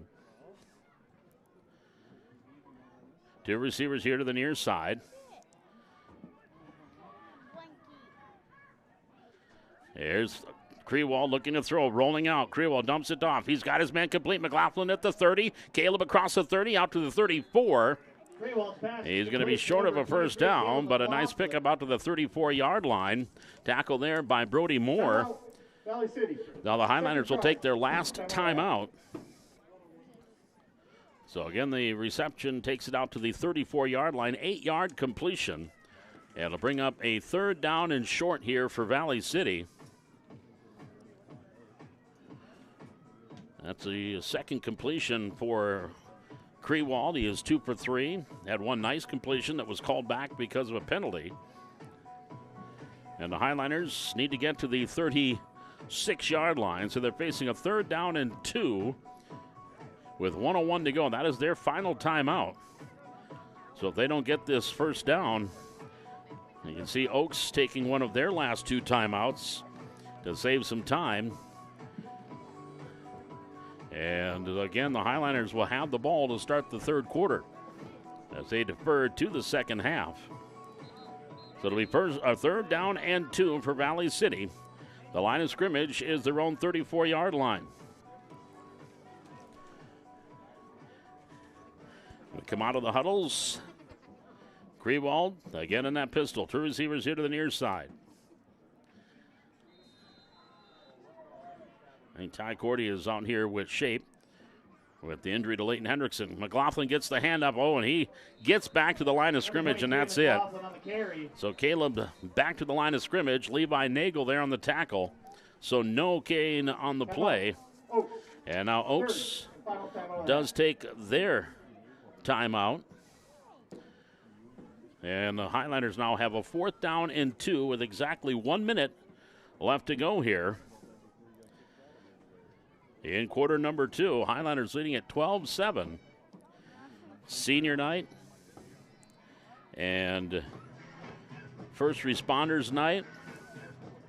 Again, coverage of tonight's Highlander game brought to you by Grotberg Electric of Valley City. Been serving Valley City and the surrounding areas since 1948. Thank you. You're welcome.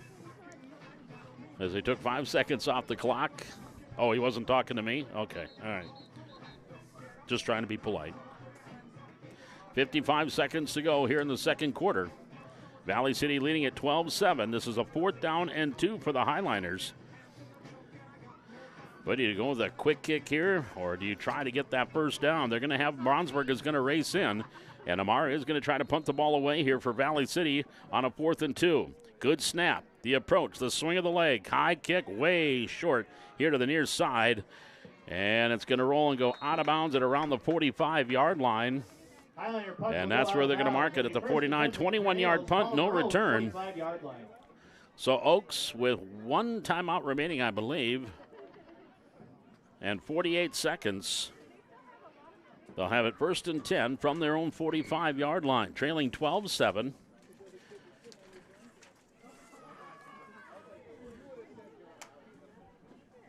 And again, Valley City will get the ball to start the third quarter.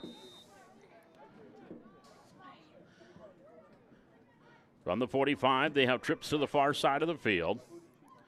1 receiver here to the near side. That is Brody Moore here on the near side of the field. Snap, Thorpe to throw, looking, throwing over the middle, and it is, a nice catch, a sliding catch at the 35-yard line. Nice catch there by David Bakke. Out to the 35, so from the 45 to the 35, that's a 20-yard pickup.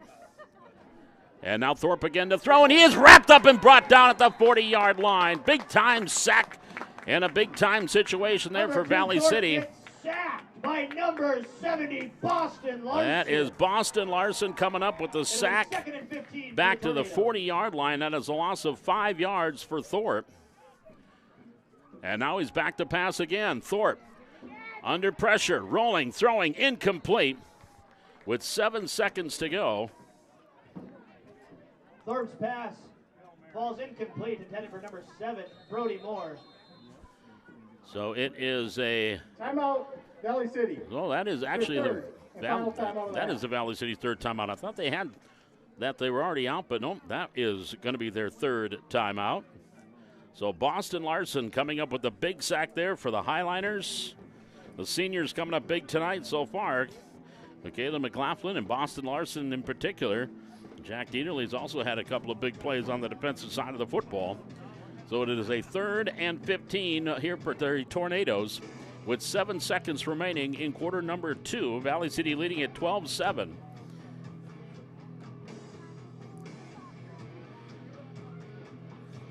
So the Highliners with the loss of Corbin Powell early in the game on an ankle injury. Matter of fact, it was the second drive. And Caleb McLaughlin, another senior, has stepped in and has done quite well, thank you. 184 yards in the first half for McLaughlin on 12 carries and a couple of touchdowns. 3rd and 15 from the 40-yard line for Oaks. 3 receivers to the right, 1 here to the near side.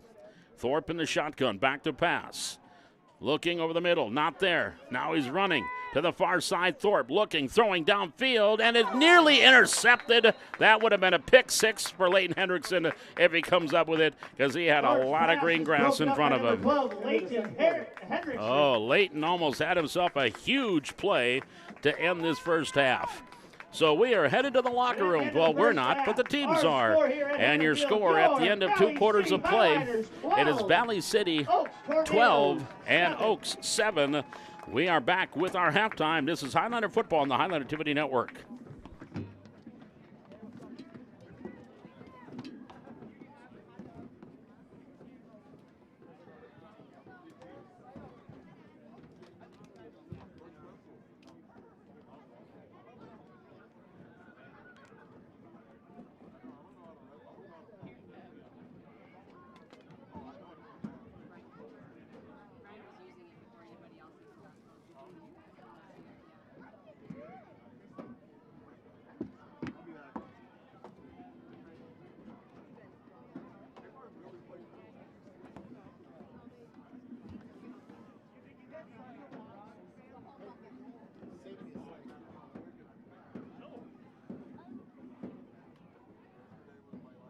Alrighty, fans, take out your green 50-50 raffle tickets.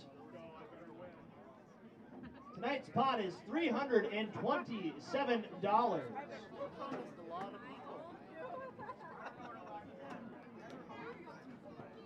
And here is our first winning ticket. Numbers are 9, 7, 6, 3, 1, 0. Again, winning number is 976310. If you have the winning ticket, come up to the press box to claim your prize.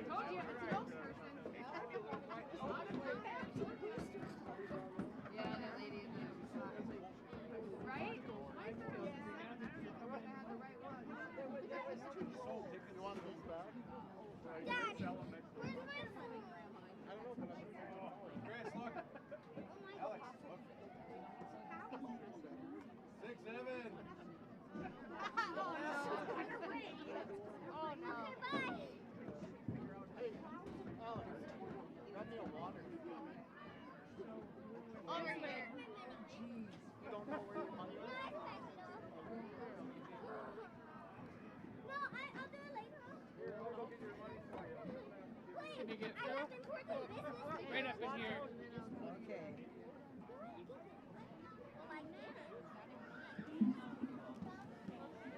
Oh, geez. Thank you.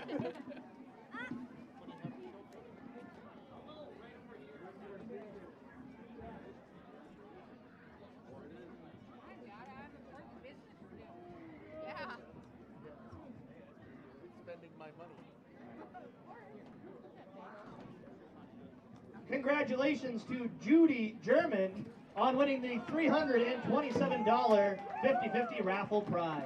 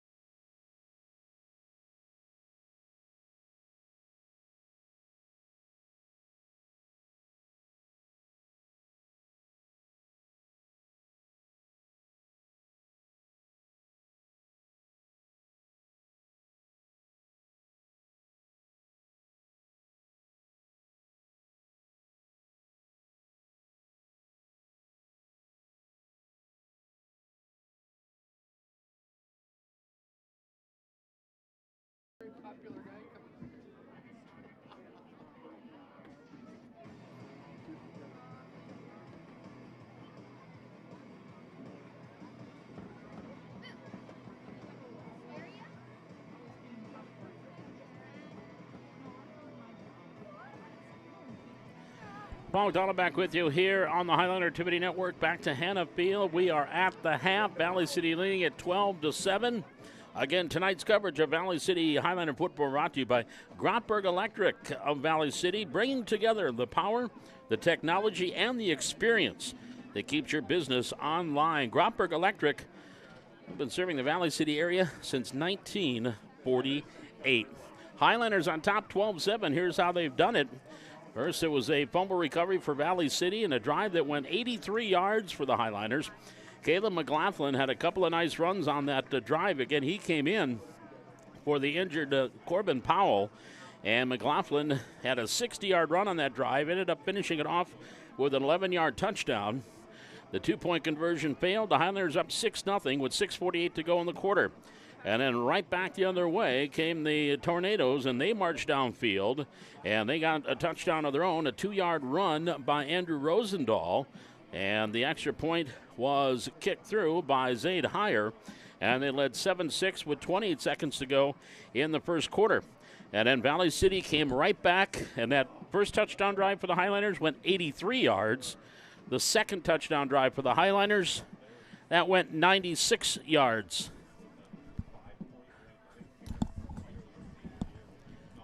That was a 96-yard drive for Valley City, and that was capped off by Caleb McLaughlin's 50-yard touchdown run. And during that drive, he had a 38-yard touchdown run and a 50-yard touchdown run. They did have a couple of penalties that were thrown in there that slowed the drive down. But McLaughlin scoring from 50 yards out. The two-point conversion was no good, and the Highlanders lead at 12-7 at the half. Valley City, so far here through the first half, they have 200 and, well, let's see. Let's double-check that. 208 yards rushing, 184. Check that, 209. That is 204 on the ground. And through the air, they have 20 yards, so 220 yards of total offense, 224 yards of total offense for Valley City, as Corbin Powell had a couple of carries for 25 yards. And then went out with that ankle injury. And Caleb McLaughlin, the senior, 12 carries for 184. He's had runs of 60, 38, and 50 in the first half. Highlanders with 8 first downs, but 7 penalties that have totaled 30, 40, let's see, 25, 35, 50 yards. 7 penalties for 50 yards for the Highlanders. And on the other side for the Oaks Tornadoes, they have 131 yards on the ground, another 62 through the air for 193 through that first half. Actually, take that back, 181. Quarterback Bo Thorpe has been sacked a couple of times, lost 12 yards on those 2 sacks. So again, all totaled, they have 119 yards on the ground and 62 through the air for 181 through the first half. They have themselves 8 first downs, no penalties for Oaks through the first half. So again, the Highlanders will get the ball to start things here in the second half as they lead it by a score of 12-7. Taking a look at some other scores going on here tonight in Region 1 in particular. Sargent County, they are blanking Mayport CG 38-0 with a minute to go in the first half. And a game that a lot of Highlander fans are keeping an eye on, Ellendale Edgeley Cullum at halftime. They lead Northern Cass 14-6. And also in Region 1, Hillsborough Central Valley leading Hillsborough Central Valley leading Lisbon 10-0. That game is also at the half. Other games involving teams ranked in the most recent poll. Number 1, Langdon Area Munich leading Park River. Actually, that's a final now. Number 1 over number 4. As Langdon Area Munich defeated Park River Area 42-22. Thompson, they are 14-12 leaders with 2 minutes to go over Grafton. That game is in the fourth quarter. Central McLean leads Hazen 38-0, and that is after 3 quarters of play. Killdeer, number 2, they lead Southern McLean 35-28, and that's at halftime. Defense is optional in that one tonight. 35-28, Killdeer leading, and that game just went to half going on up in Killdeer. Harvey Wells County, they are up with about a minute to go in the first half over Turtle Mountain by a score of 5-0. And Dickinson Trinity at halftime leading Beulah 21-8. Belva Garrison, Drake Animus leading Bishop Ryan 28-7 at halftime. Carrington 14-0 leaders over Rugby. That game is also at the half. And Ray Powers Lake leads Des Lacs Burlington 21-6. That game as well at the half. So that's an update on the scoreboard. Again, the Highlanders leading it here 12-7. When we return, we'll get things started for the third quarter. Valley City will have the ball to start things in the second half, leading by 5. Again, tonight's coverage of Highlander football brought to you by Grotberg Electric in Valley.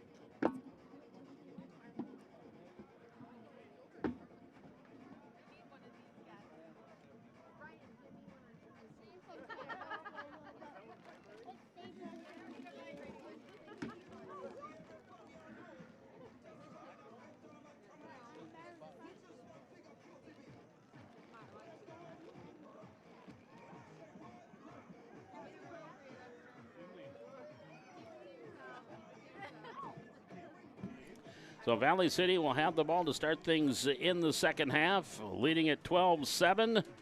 And I don't think we lost anybody as far as the crowd is concerned here at halftime. They might still be going through the concession stand. Highlanders leading at 12-7. Again, this is the final home game of the regular season, as Valley City will be on the road at Northern Cass next Friday night. And that will be, especially if Northern Cass, at that score right now, they are trailing Ellendale Edgeley Cullum 14-6 at the half. But, of course, still a half of football to go here in Valley City. So first things first, the Highlanders need to close the deal here in the next 24 minutes and take this one home.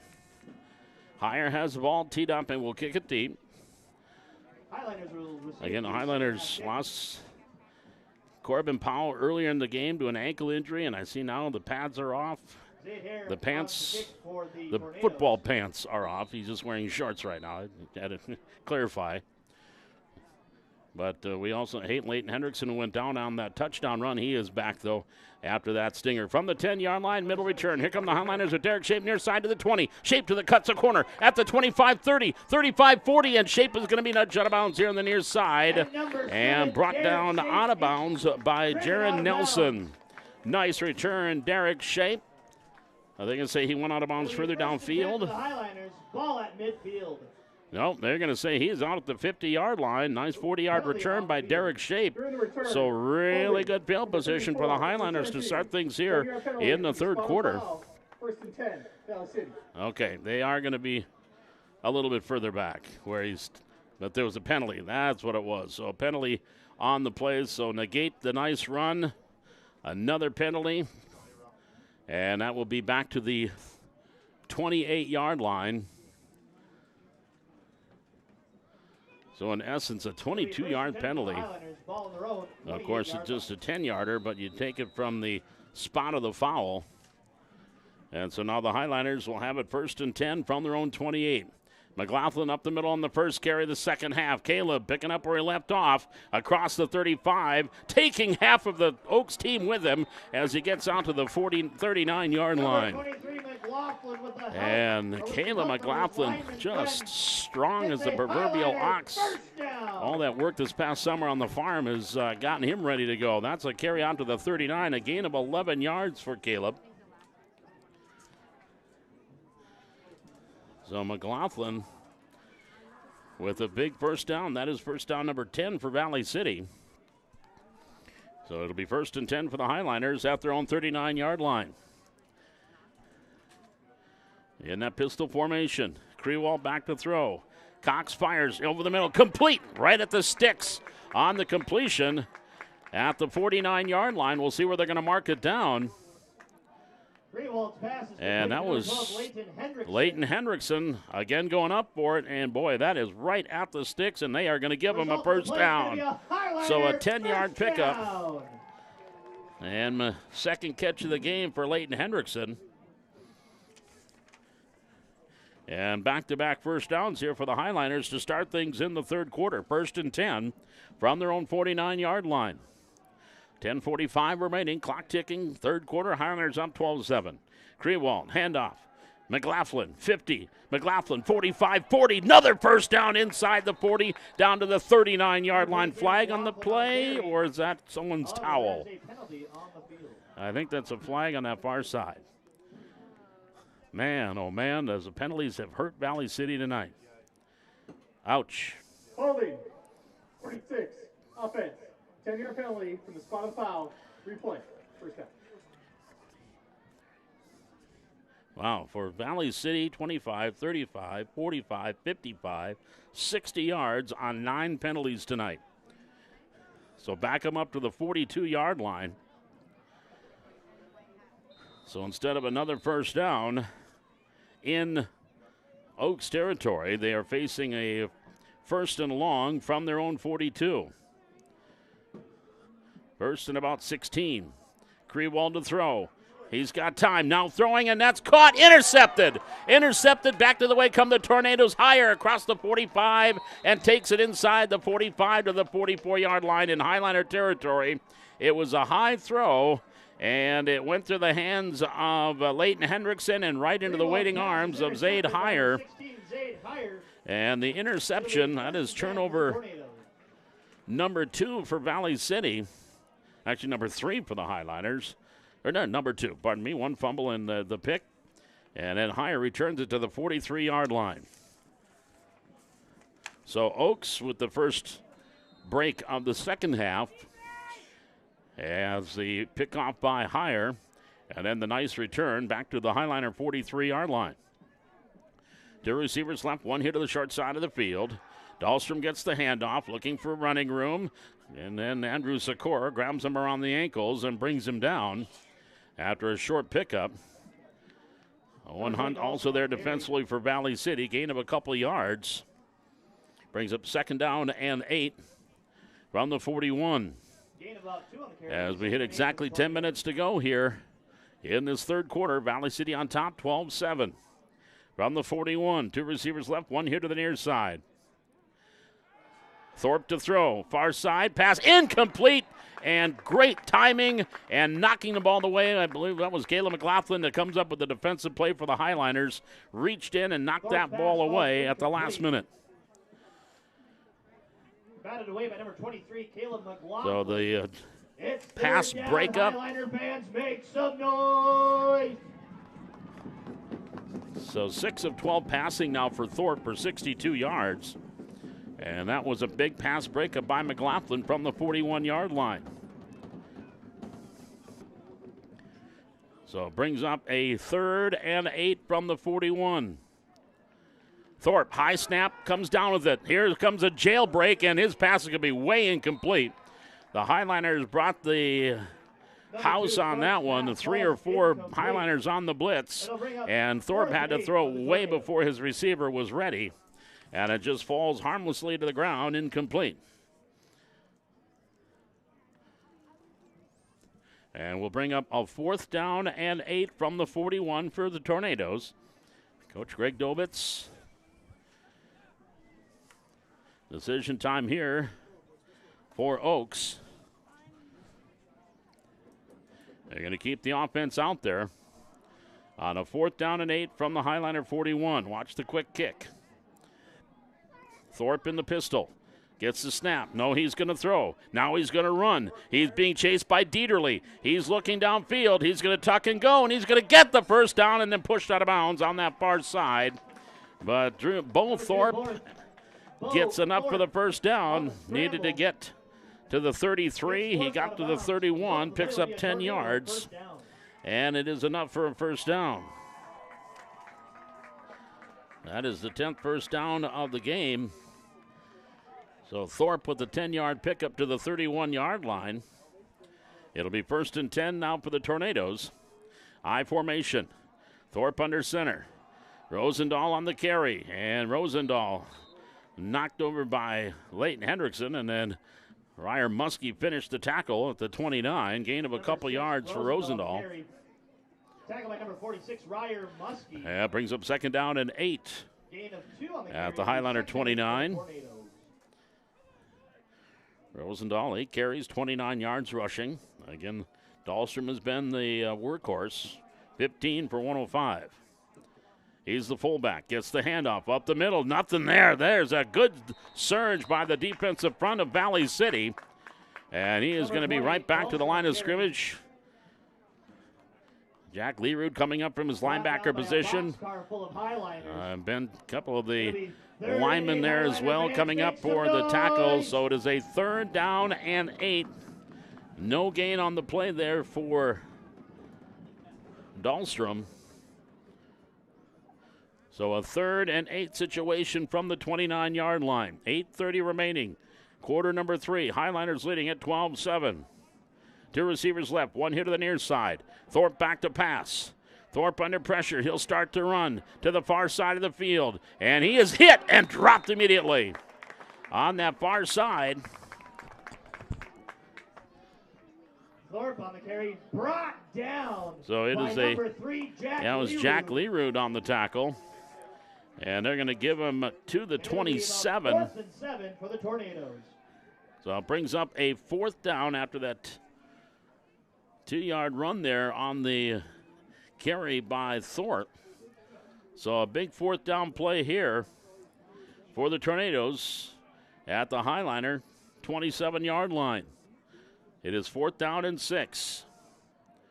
Thorpe, he's back to pass. He wants to go deep on 4th down, far side, has his man out there. It is incomplete.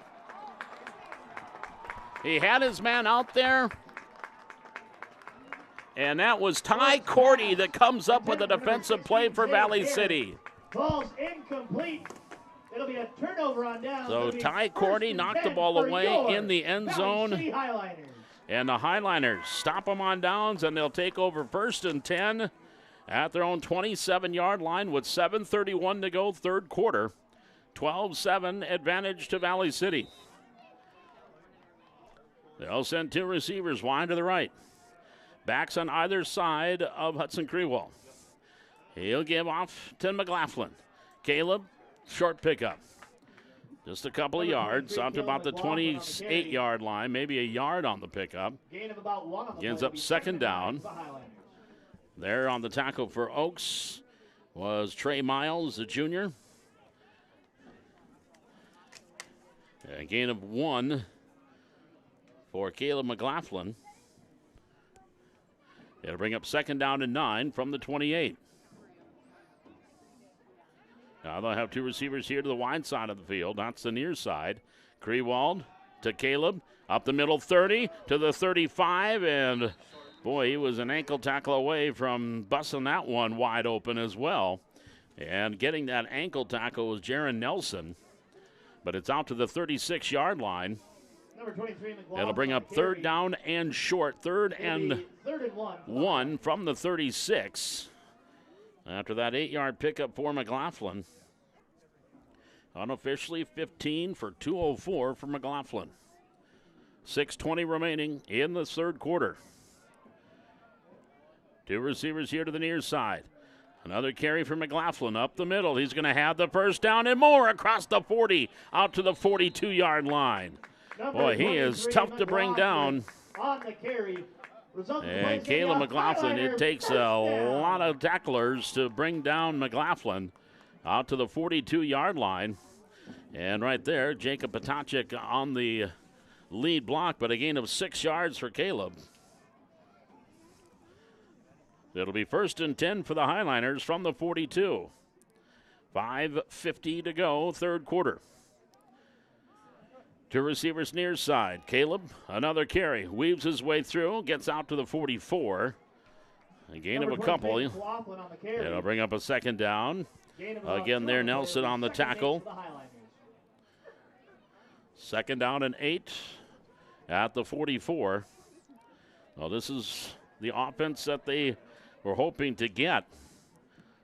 Just pound the ball, run the ball, run the ball, stay ahead of the sticks, keep the chains moving, keep the Oaks offense on the sidelines. And so for the first half and 7 minutes, so far so good. Receivers to both sides of the field on a 2nd and 8 from the 44. Krewald pitches, McLaughlin near side, flags all over the place. He's going to lose yardage back to the 41-yard line. Loss of 3. Number 23, McLaughlin on the carry. Penalty on the field. Illegal shift. Oh. Offense. 2 players moving, not getting set before the snap. Penalties decline. 3rd down. Matt V. Dimitrov along with Levi Nagel on the tackle. So they decline the penalty. They'll take the 3-yard loss back to the 41-yard line. So Valley City now facing a 2nd down and 12 from their own 41. 4:45 to go, third quarter. 2 receivers to the right, backs on either side of Hudson Krewald. He is back to throw, rolling far side of the field, being chased, throwing downfield, incomplete, a little bit too high, looking for McLaughlin, and threw a little bit too high for Caleb. Greenwald's pass intended for number 23. It'll be an incompleted pass. Ball's incomplete. It'll be 3rd down and 11 from the 41. It'll be 4th and long for the Highliners. Or 4th down, pardon me, 4th down. So Amari Ronsberg will come in and punt the ball away. 23.5 yards on his Number 2 28, punts Amari so far. Ronsberg on to punt for the Highliners. Landon Titus is back deep for the Tornadoes. From the 41. Here's a snap flag, and that's gonna kill the play. Now we're gonna get a false start on the Highliners.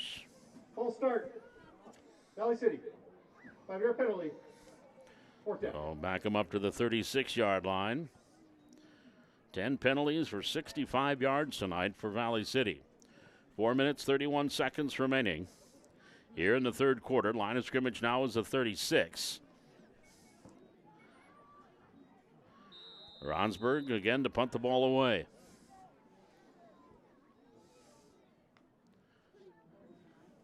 There's a good snap, high kick, short but high.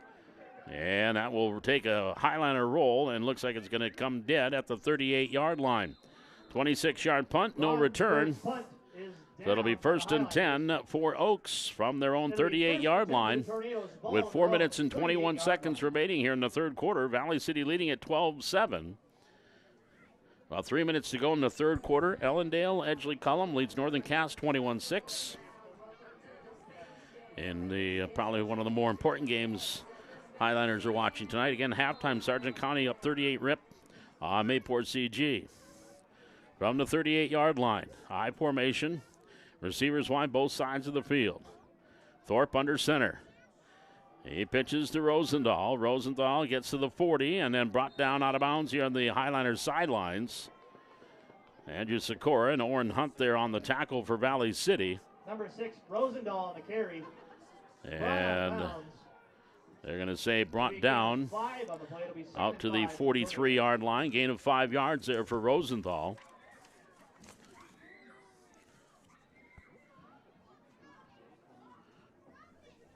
Second down and 5 from the 43.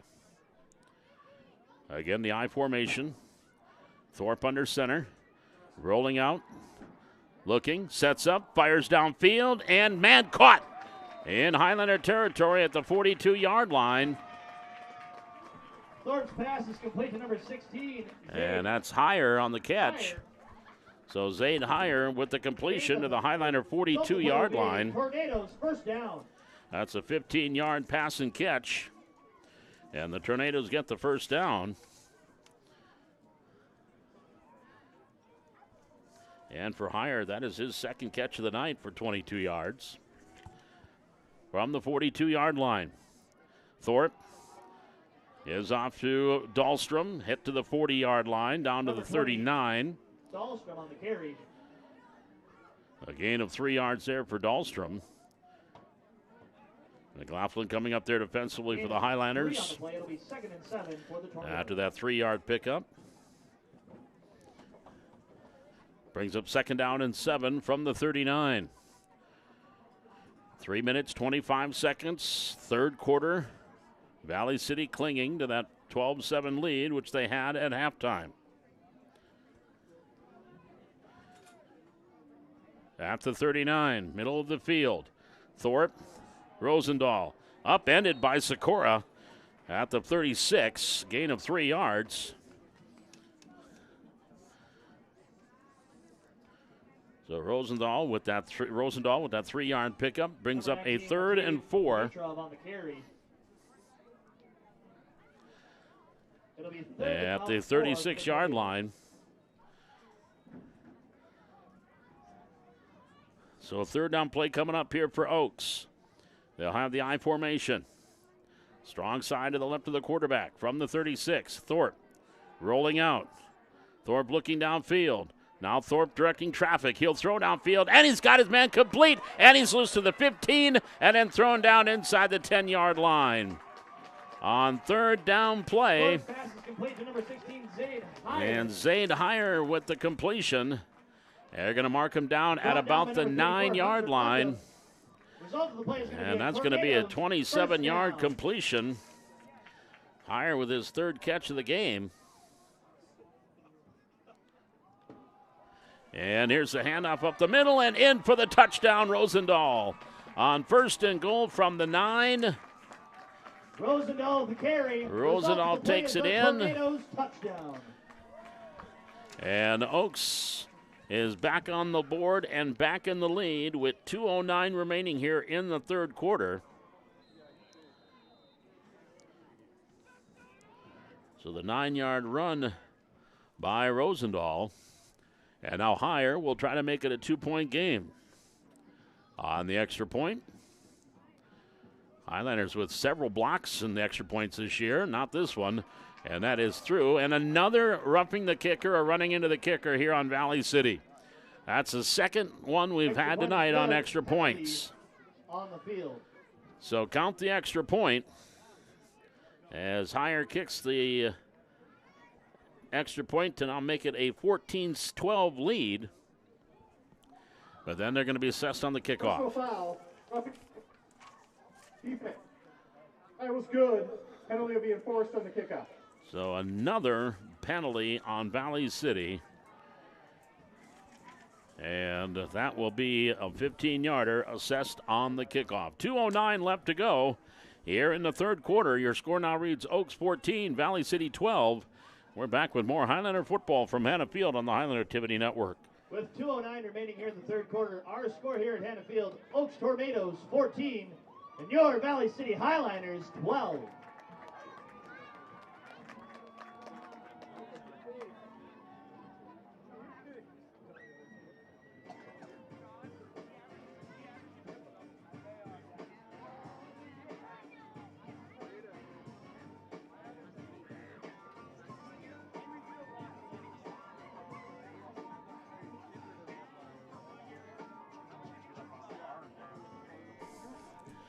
Two minutes and 9 seconds remaining. We're in the 3rd quarter. And now with the penalty, the Tornadoes will kick off from the 45. Boy, watch an onside kick here. As Higher will kick her deep, or try to. Here's the approach, and he does. Kick her high and deep into the end zone. It'll go.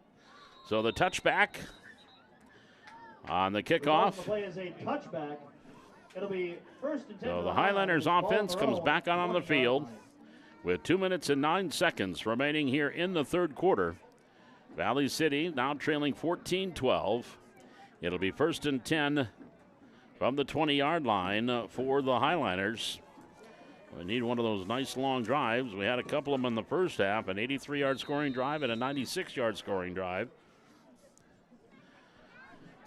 So they'll start at the 20. Two receivers to the right.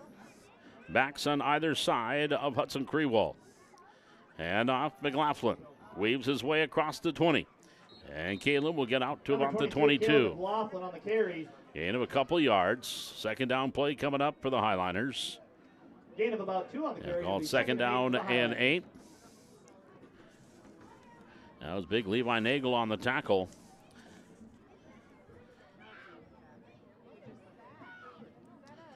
So the second down and 8 coming up here for Valley City at their own 22-yard line. McLaughlin comes in motion, stops, reverses his field, back the other way. Crewell pitches it to him. To the wide side, here goes Caleb at the 25, 30, 35, and then McLaughlin ridden out of bounds on the far side. It'll be enough for a Highliner first down. All the way out to the 38-yard line. The result of the play is going to be that is a 16-yard carry for Caleb McLaughlin. And the Highliners now with one more first down than penalties. 1:21 remaining, third quarter. It'll be 1st and 10 for the Highliners from the 38-yard line. Shape, Hendrickson, wide here to the near side. Crewell in the pistol. Gets the snap. Hands it off to McLaughlin to the 40. Caleb looking to punish somebody. Gets across the 45 out to about the 48-yard line. Number 23, Caleb McLaughlin on the carry. Dahlstrom there to tackle along with Jacob Potacek. But that is another Highliner first down out to the 48-yard line. A gain of 10 yards for Caleb. So it'll be 1st and 10 for Valley City at their own 48-yard line. As we approach 1 minute left to go here in the third quarter.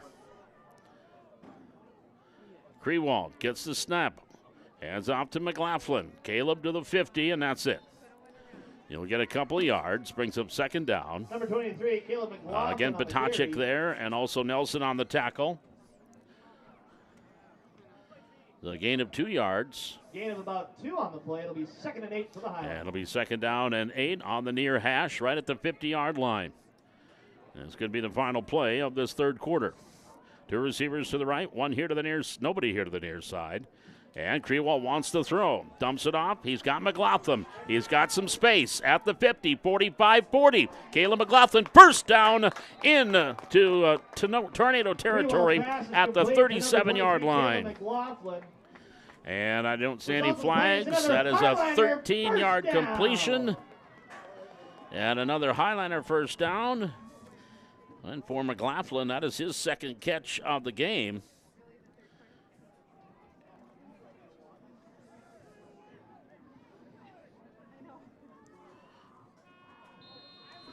And now we have a timeout. No, that is the end of the quarter. So we have 3 quarters in the books.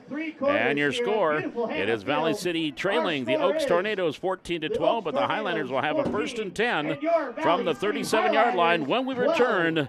This is Highliner football brought to you tonight by Grotberg Electric in Valley City on the Highliner Activity Network.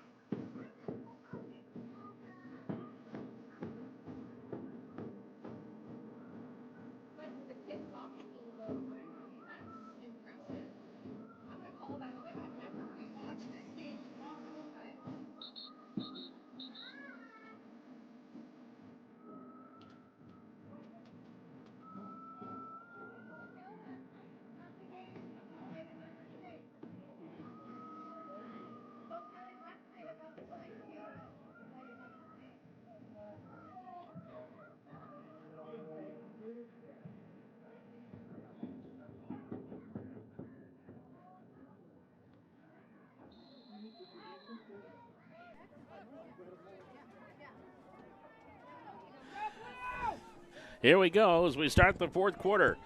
On the handoff, McLaughlin, hang on to that ball. He'll get back to the line of scrimmage. As he was being spun around, it'll be second down, no gain on the play. Carry. Brought down at the line of scrimmage, it'll be 2nd and 10 for the Highlanders. I got a little excited there at the end of the quarter and kicked the scoreboard camera. Sorry, Beckett. You got to earn your paycheck tonight. From the 37-yard line, Krewald on a 2nd and 10 to throw. He's got him. Swings it out far side, screen to the 40. McLaughlin to the middle part of the field. Flag on the play, and I think we're going to have a holding here on Valley City as Ryer Muskie was trying to protect his quarterback, and I think he's going to be called for a little extracurricular on Trey Miles. The completion is inside the 35, but I think it's going to come back. It is. Personal foul, unnecessary roughness, 46, offense. 15-yard penalty, replay. So the 15-yarder on the personal foul penalty on Muskie. Boy, in Valley City, those penalties just mounting up. That is their third 15-yarder tonight.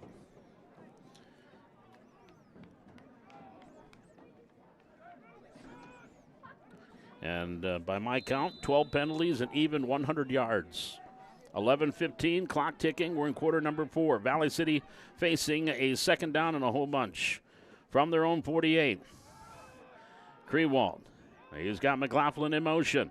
Caleb gets the pitch, trying to foul Muskie. Does to the 50. Caleb to the 45. Puts his head down and gets down to the 40-yard line. Number 23, McLaughlin. So Caleb McLaughlin will take it down to the 41 in Oaks territory. It'll be third and long. That'll be a gain of 11 yards for Caleb.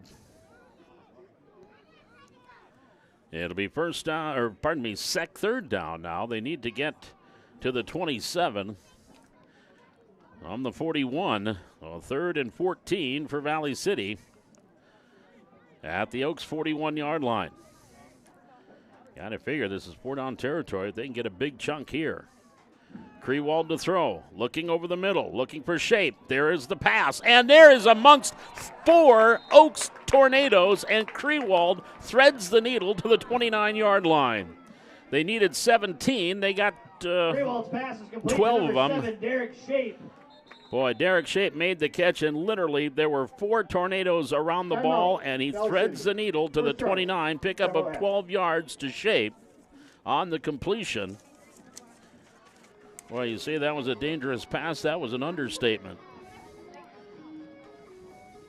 And for Shape, that is his first catch of the night. And he gets it again down to the 29, so they are facing a 4th down and manageable now. 4th and 2 from the 29. Oh, this is a big play. The Highlanders took their first timeout with 10:03 to go here in the fourth quarter. Couple of updates in the third quarter. Sargent County leading Mayport CG 46-0. And just getting started, a minute gone fourth quarter. Ellendale Edgeley Cullum leading Northern Cass 21-6. Highlanders here trailing 14-12 with 10:03 to go.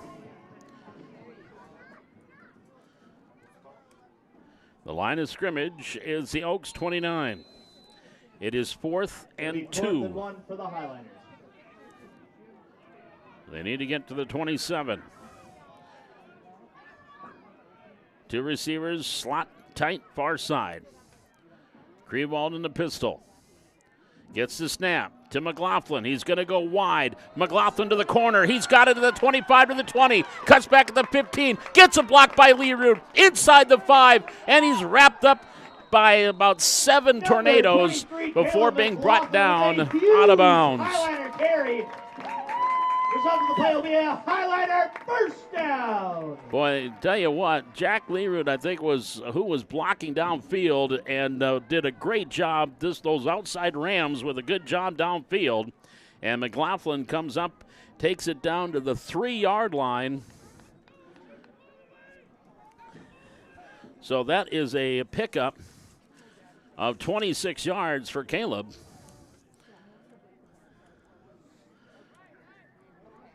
And it is a 1st and goal to go here for the Highliners from the 3. Krewald. McLaughlin spins out of a tackle and gets inside the 5, down to about the 3. So he gets back to the line of scrimmage. Number 23, Caleb McLaughlin on the carry. It'll bring up 2nd down and goal from the 3. No gain on the carry. It'll be so it is a 2nd and goal for the Highliners. 9:14 to go. Clock ticking. Quarter number 4. Highliners up 14-12. Or trailing, 14-12. Backs on either side of Hudson Krewald. And he gives it to the second back through, and that's going to be McLaughlin, and he is in for the touchdown. It looked like it was going to go the other way. Caleb McLaughlin with the carry. And they decide. I think Krewald looked to his right, and that's where Muskie was. Whoop, wrong side, so he goes to the left and gives it to McLaughlin, who takes it in from 3 yards out. That is touchdown number 3 of the game for Caleb. And so now the big 2-point conversion here for Valley City with 8:55 to go in the 4th quarter. So Caleb with his 3rd touchdown, 18-14. We took a little trip. Colonel Jackson was with us, and we've got a timeout on the field. Timeout, Valley City. So Valley City's taking their 2nd timeout. You break it, you bought it. And so they will have 1 timeout to go with 8:55 remaining, but this is a big call here on the 2-point conversion. A reminder, tonight's coverage of Highlander football being brought to you by Grotberg Electric in Valley City. An industrial, commercial, or residential electrical contractor. Since Grotberg Electric got started in 1948, their commitment is simple and straightforward. That's Grotberg Electric in Valley City. Sponsoring tonight's Highlander football. We appreciate you being with us here on the Highlander Activity Network. Bombs on along with Beckett Ness. And, of course, executive producer Brian Krewald somewhere in the house. Oh, he's got his hood up. It's not that cold, Brian.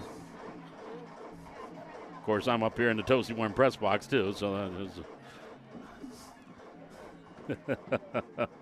here we go. A big conversion here for the Highliners.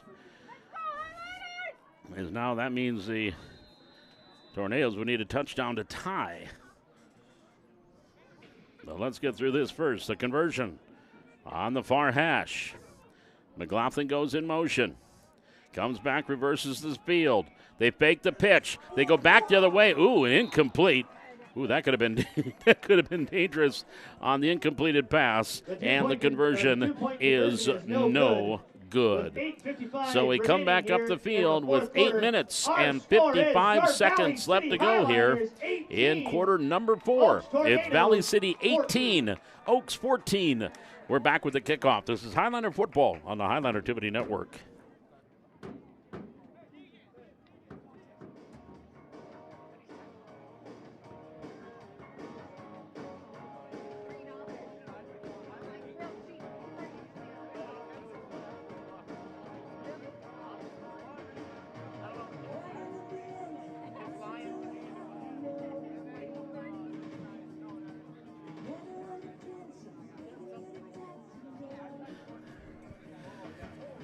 All right, I stand corrected. The sports performance coach has told me no. Caleb is not strong because of the working on the farm. It's his hard work in the weight room. Agreed. 8:55 to go here in the 4th quarter. Valley City on top, 18-14. And now Ronsberg with the low line drive kick far side, keeps it in bounds this time. And a return here for Oaks. And out across the 30-yard line and then stood up there, and that's where he's going to be stopped at the 31. So the Tornadoes will come back out now trailing 18-14. It'll be 1st and 10 for Oaks. Ryer Muskie on the tackle. Muskie there on the tackle from the 31-yard line.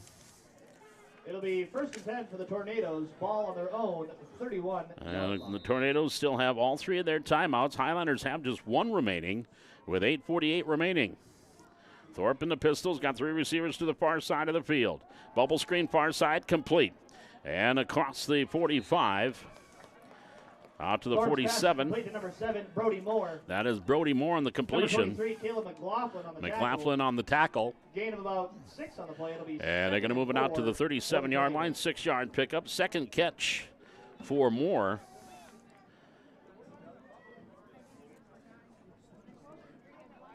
Nine for 17 passing for 110 yards for Thorpe. From the 37. This time hands off to Dahlstrom. Flag on the play. Could this be our first penalty against Oaks? Number 20, Dahlstrom on the carry. However, there is a flag on the field. We shall find out.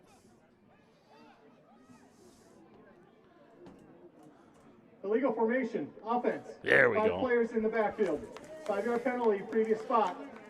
Remains second down. There is your first penalty on the Tornadoes. So the 5-yard penalty will back them up at the 32-yard line. It'll bring up a 2nd down and 9 for the Tornadoes at their own 32. Clock on the move as we hit the 8-minute mark left to go here in the fourth quarter. Valley City on top, 18-14. I formation. Thorpe under center. Off to Rosendahl. Rosendahl goes off left side or right side and wrapped up and brought down. Rosendahl carry. Short pickup, Gain maybe about yard or 2. On the play. It'll be 3rd and long. Highliner fans, let's make So some it'll noise. be, that's going to mark it out here at the 33-yard line. So a gain of a yard there for Rosendahl. Rosendahl now 12 carries for 47 yards. 17 for 108 for Dahlstrom. He is standing in the backfield with Thorpe. From the 33. And there's a late flag coming in. Or a flag, that's going to be offside on Valley City. Encroachment, defense, 5-yard penalty, still 3rd down. So the penalty on the Highliners moves it ahead 5 out to the 38-yard line. And now makes it a 3rd and about 3 for Oaks. It's At their own 38-yard line. Bring the noise. 2 receivers here to the near side of the field. One split out wide to the far side. That's short side. As they work on the far hash. Thorpe in the pistol. He's got Dahlstrom now standing to his right. From the 38. Dahlstrom hand up right up the middle. Across the 40, and he is going to be very close to the first down. It'll be enough for a first down. Result of the play will be a Tornadoes first down. It'll gain of 4 out to the 42-yard line. So Dahlstrom with the first down. That is the 12th first down of the game for Oaks. 8 of them have been via the rush. From the 42, first down and 10 for the Tornadoes. As we hit 6.5 minutes to go, fourth quarter, Thorpe to pass. Far side has his man complete. Higher at the 50, and then in higher to Highliner territory, and down to the 44-yard line. Well, let's see, out of bounds at the 45. Tornado first down. So it is enough for a Tornado first down, a 13-yard pickup. Well, that is their 3rd first down via pass. They are going to mark it down to the 44. So we'll make it a 14-yard completion. Higher 4 catches for 63 yards tonight. 10 of 18 passing for Thorpe for 124. From the 44. Pitches to Rosendahl at the 45. Rosendahl trying to pick his way on that far side, right along the sideline. And he's going to be pushed out of bounds after a gain of a couple. It'll bring up 2nd down and 8 after that 2-yard pickup. Gain of 2 on the play. It'll be 2nd and 8 for the Tornadoes. So Rosendahl up to 13 carries for 49 yards. 161 yards on the ground tonight for Oaks. Highliners over 300. Thorpe with the fake, rolling near side. He's being chased, dumps it off complete at the 40, and then Sikora brings the guy out of bounds here on the 40-yard line. The completion there to Dahlstrom at the 40. Number 20, Dahlstrom. So that'll be a gain of 3 Number 14, yards. Andrew Sikora on the tackle, driving out of bounds. Dahlstrom, that is his first catch of the night. And this one for 3 yards. It'll be 3rd and 6. And it brings up a 3rd down from the 40-yard line. 3rd and 6. They need to get to the 34. 3rd and 6 from the 40. 5:51 here in the fourth quarter. Dahlstrom on the handoff to the outside. Dahlstrom, oh boy, nice tackle on that far side. And let's see, was that Mr. McLaughlin again? It was. Caleb on the tackle. And that's going to be might have been a gain of a yard to the 39. Fans, let's make some noise. So a gain of a yard on the pickup. It'll bring up 4th down from the 39. 3 receivers here to the near side, 1 to the far side of the field. Thorpe. Lots of time on the play clock. Now he gets back into formation. Dahlstrom, the lone back next to him on a 4th and 5. He's back to pass. Cox fires over the middle. Incomplete. Ryer Muskie knocked it away at the last minute. Big defensive play for the linebacker, and the Highlanders will take over on downs. Thorpe's pass is broken up by number 12, Leighton Harris. And that is knocked away at the last minute. It'll be a turnover on downs. It'll be And so Valley City will take over on downs with 5:04 left to go here. In quarter number 4, Valley City will take over 1st and 10 from the 39. Oaks has all 3 of their timeouts remaining. Valley City has 1 from the 39. Krewald, McLaughlin, and Caleb now just hang on to the football. Out to the 40. Number 23. Gain of a yard on the play. Gain of 1 on the play. It'll be 2nd and 9 for the Highlanders. And I'm going to wait till the end of the game to give you Caleb McLaughlin's rushing numbers. I don't want to jinx anything. From the 40-yard line. 2nd down and 9. 2 receivers will go wide to the far side. That's Leighton Hendrickson and Derek Shape. Muskie and McLaughlin on either side of Krewald. Oh, and there's a fumble, but he's recovered it. I think he got it back. See, I told you I was going to jinx it. I should just keep my mouth shut. Recovered by McLaughlin. So Caleb, no gain on the play. An old announcer jinx. Good heavens. But luckily, got it back. So it'll be 3rd down and 9 from the 40-yard line. Highliners. Boy, they need a couple of first downs here to try to seal this deal. 3 minutes and 45 seconds. Clock ticking, fourth quarter. Highlanders up 18-14 from the 40. Receivers on both sides of the field. Shape comes in motion. He's going to get the pitch. Shape makes a move. Shape's got some running room, but he'll get inside the 40. Dahlstrom kind of disrupted that in the backfield and made Shape cut it back to the inside where more tacklers were there. So now Oaks will take their first timeout after that 3-yard pickup by Derek Shape. And it'll be 4th down for Valley City from the 43, 4th and 6. You got to figure they're going to have to punt the ball away here with 3 minutes and 23 seconds remaining in the fourth quarter. Oaks now has 2 timeouts remaining. Again, Valley City has 1 timeout remaining. Tonight's coverage of Highlander football, again, brought to you on the Highlander Activity Network by Grotberg Electric of Valley City, established back in 1948. So from the 43-yard line, it is a 4th down and 6 for the Highliners. They do have Amari Ronsberg out to punt the ball away here.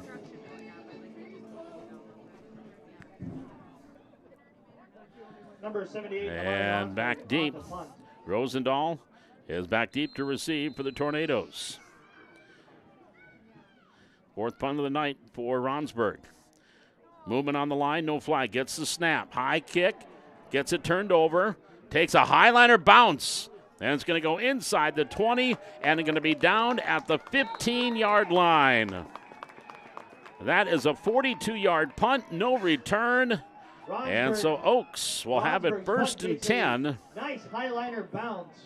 And it will be at the 15-yard line. So the Tornadoes, with 3:14 to go, two timeouts, trailing 18-14. First and 10 for the Tornadoes.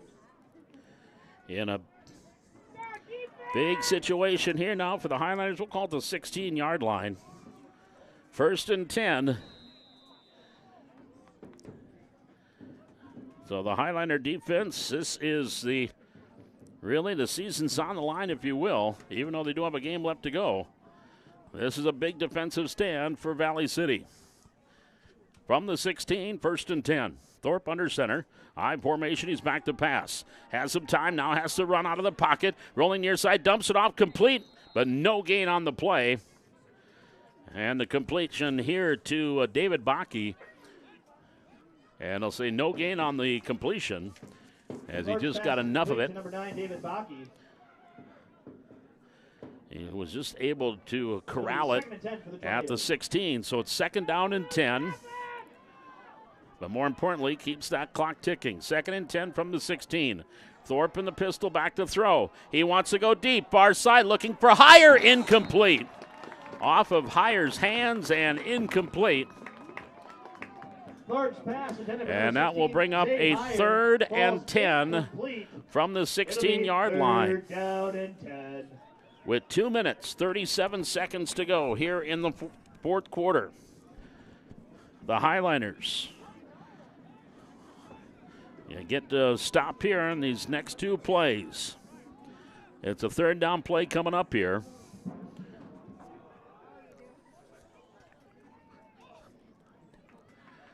Twelve of 22 passing tonight for Thorpe for 127. Now he wants to throw again. Rolling out. Looking. Downfield. Dumps it out. Too high for Dahlstrom. Incomplete. He was looking for Dahlstrom and threw a little bit too high for him to come in and catch. It's fourth down. It is fourth down with 2:31 remaining. It is fourth down and 10 for Oaks. And are they going to take their second timeout? They are. Second timeout out. So each team has one timeout remaining. We'll be back with the final 2 minutes and 31 seconds of this one. Valley City leading at 18-14. This is Highliner football on the Highliner Activity Network.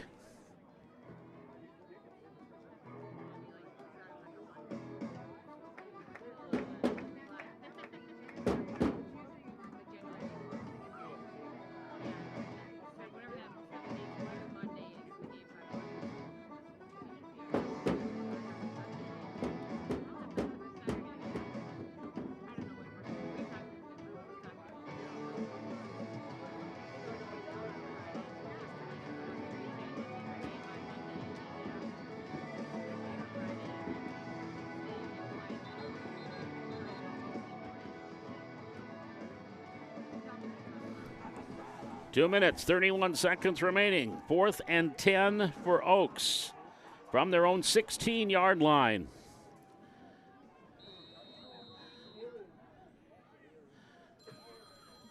So Thorpe will bring him up to the line of scrimmage. Bo Thorpe, 12 of 23 passing tonight for 127. He's back to pass. He's running up, and he is going to be brought down. He is going to be sacked. And the ball will go over on down, so the Highliners, that was Jack Dieterle on the sack. And the Highliners will take over. First and 10 from the 16. Actually, it'll be loss of a yard on the sack. And it'll be first and 10 from the 15-yard line with 2:30 remaining. Oak still has one timeout to go.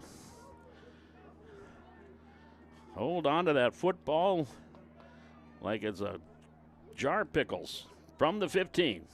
Hand off McLaughlin, running him to the 10, to the 5. Touchdown, Highliners! McLaughlin with a carry, and that's a Highliner touchdown! Caleb McLaughlin, have yourself a night, young man. With 2 minutes and 23 seconds to go in the fourth quarter. 16. Oh, is there a flag on the play? After the play? Oh, vey. It's in the end zone, so here we go. Result of the play is touchdown. After the play was over, unsportsmanlike conduct, number 23, offense. 15-yard penalty will be enforced on the try. Well, now they're going to have a long two-point conversion. I know emotions are running high, but you got to keep them in check. But 24-14, Valley City up by 10. And now the long two-point conversion here.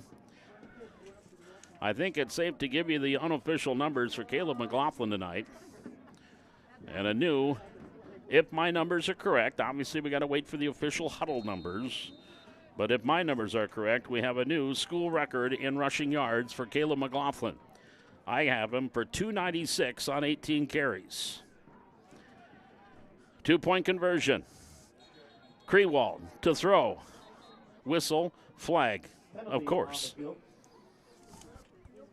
Prior to the snap, false start, offense, number 12. Flag day isn't until June, but it's been a little bit early here today. So now back them up 5 more, and it'll be a little bit longer try. Again, McLaughlin runs of 60, 38, 50, 26.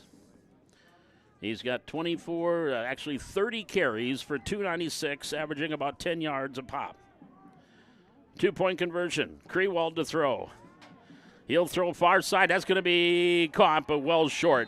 And the conversion is no good. With 2:23 remaining here in the so as we come back up the field, with 2 minutes and 23 seconds to go, Valley City is leading it 24-14 on senior night, final home game of the regular season. First responders, and it has been a one to remember for Valley City, at least so far. Still got 2:23 remaining. Oaks has 1 timeout, but they are now down by 2 scores. Coming up in our post game, we'll hope to have a couple of players and Coach Smith, if he remembers. Maybe I'll tell these 2 coaches to remind him. So now the kickoff, as Amari Ronsberg will do the honors. The sack by Jack Dieterle on the 4th down play. Gave the Highliners the ball at the 15-yard line, and McLaughlin did it from there. Here's the kick. And it hits the foot of the receiver. The ball is live, and the Highliners are going to have it. The Highliners have recovered it. It hit off the foot of the receiver, and Valley City will have it at the 30-yard line with 2:16 to go. The Highliners recover the box. And I think Valley City recovered a muff. By rule, they cannot advance a muffed kick. 1st and 10, Valley City. That was Ryer Muskie that did recover that muff kick.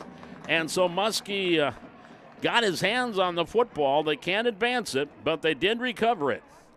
And with 2:16 to go, they will have to run a couple of plays because Oaks does have the 1 timeout remaining.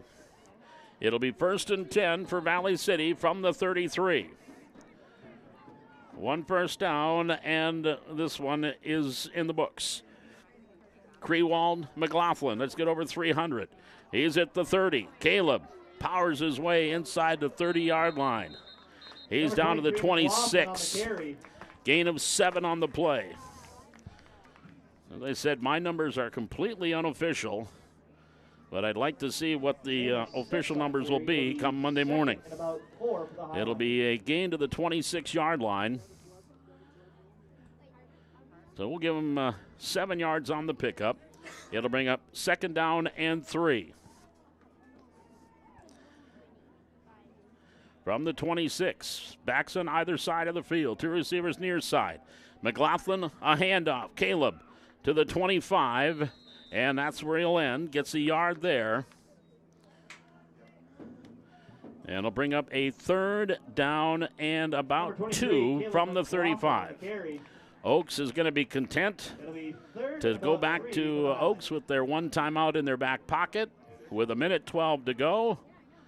A third down play coming up here for the Highliners. They do have to snap it at least once more. So a third down play. Backs on either side of Hudson Crewell. Gives it off to McLaughlin. And Caleb at the 25 to the 20. He is wrapped up there and brought down. First down yardage to the 17-yard line. A gain of 8 yards for Caleb McLaughlin. First down. And it'll be first down for Valley City. Their first downs and their penalties are now equal at 15. A nice pickup there, 8 yards from McLaughlin. The Highliners can knee it from here if they wish. It's 1st and 10 from the 17. They're going to improve to 3-5 on the year, but more importantly, 3-3 in Region 1.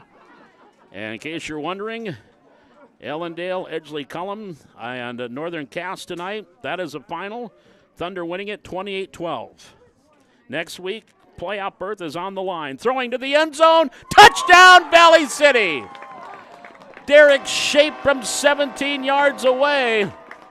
And the Highliners put the finishing touches on this one. Touchdown. With a 17-yard touchdown.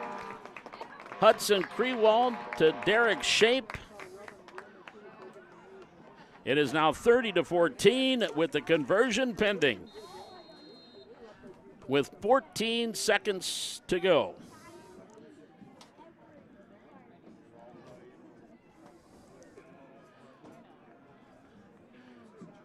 So Hudson Greenwald with the touchdown pass to Derek Shape. And now the conversion. Back to pass. Cox fires. Intercepted. And this is going to be the pass is intercepted and the conversion is no good. By rule, the try is over when the defense gains recovery.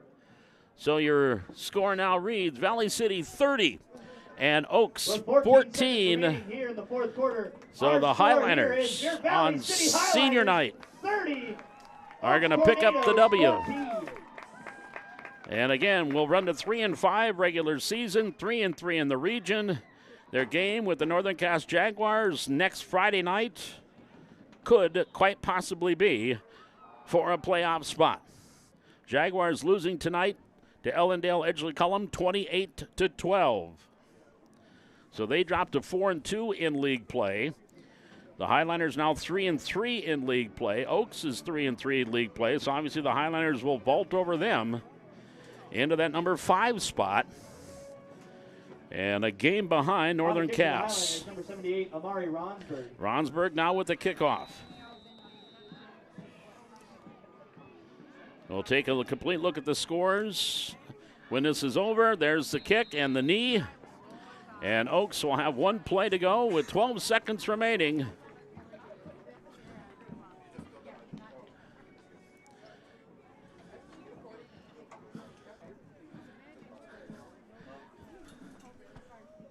It'll be Oaks 1st and 10. Will be kneeled down. So they will have it as he took the kickoff and took the knee. And it'll be 1st and 10. Back at about the 22-yard line. It'll be 1st and 10 for the Tornadoes. Ball on their own 22-yard line. And I think Oaks will see if they're going to run a play here. They are just going to take their own victory formation, and there's the knee, and Valley City Highliners coming up big tonight. Caleb McLaughlin steps in for the injured Corbin Powell, and the senior rattles off a new school record, 312 yards rushing unofficially, and Valley City wins it tonight. Your final score, Highliners 30 and Oaks 14. We're back with the postgame. This is Highliner Football on the Highliner Activity Network. Highliner Football.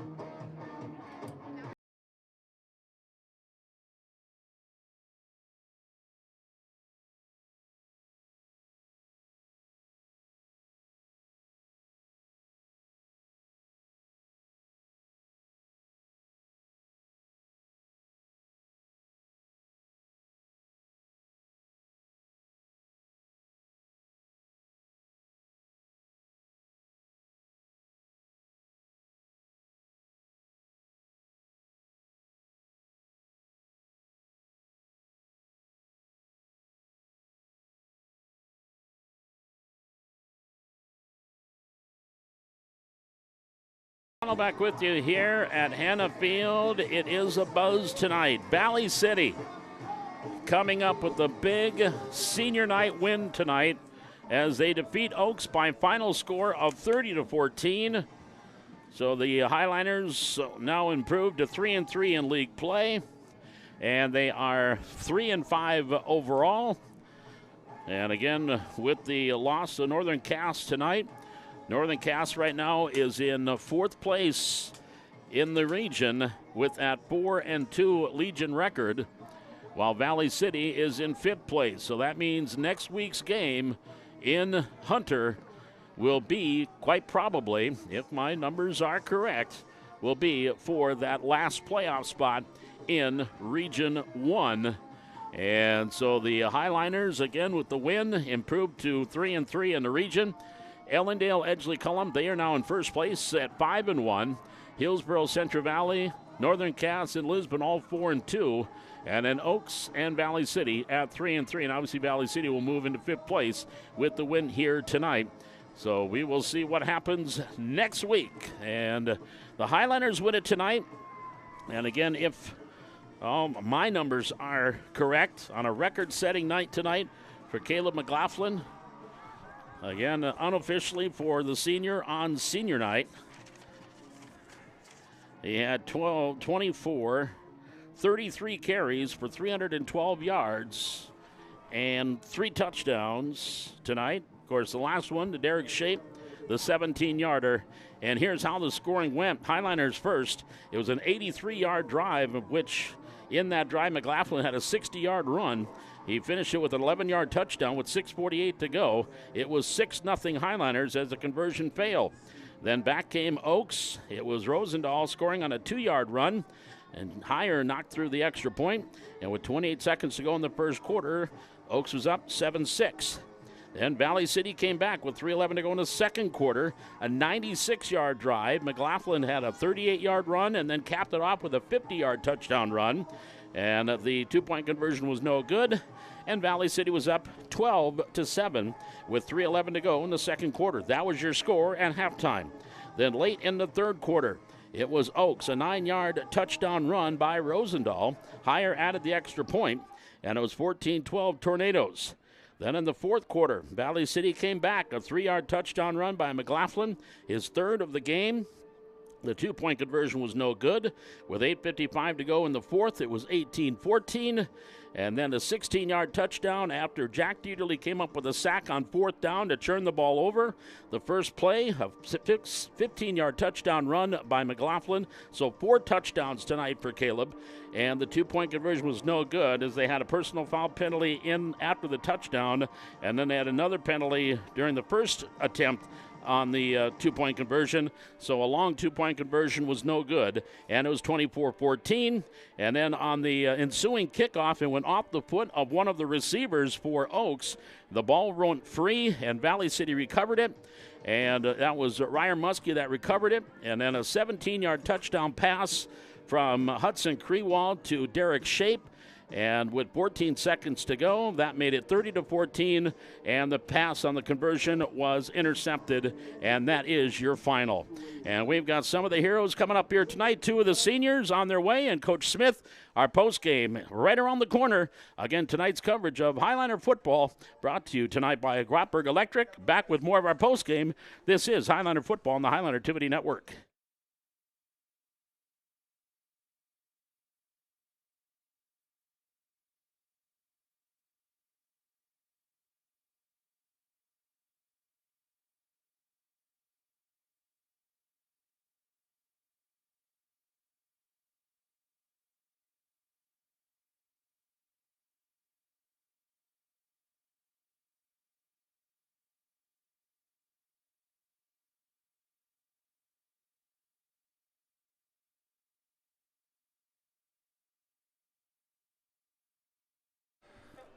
Paul McDonald back with you here on the Highliner Activity Network. And again, final score tonight, Valley City winning it by a final of 30-14 on senior night, final home game of the regular season.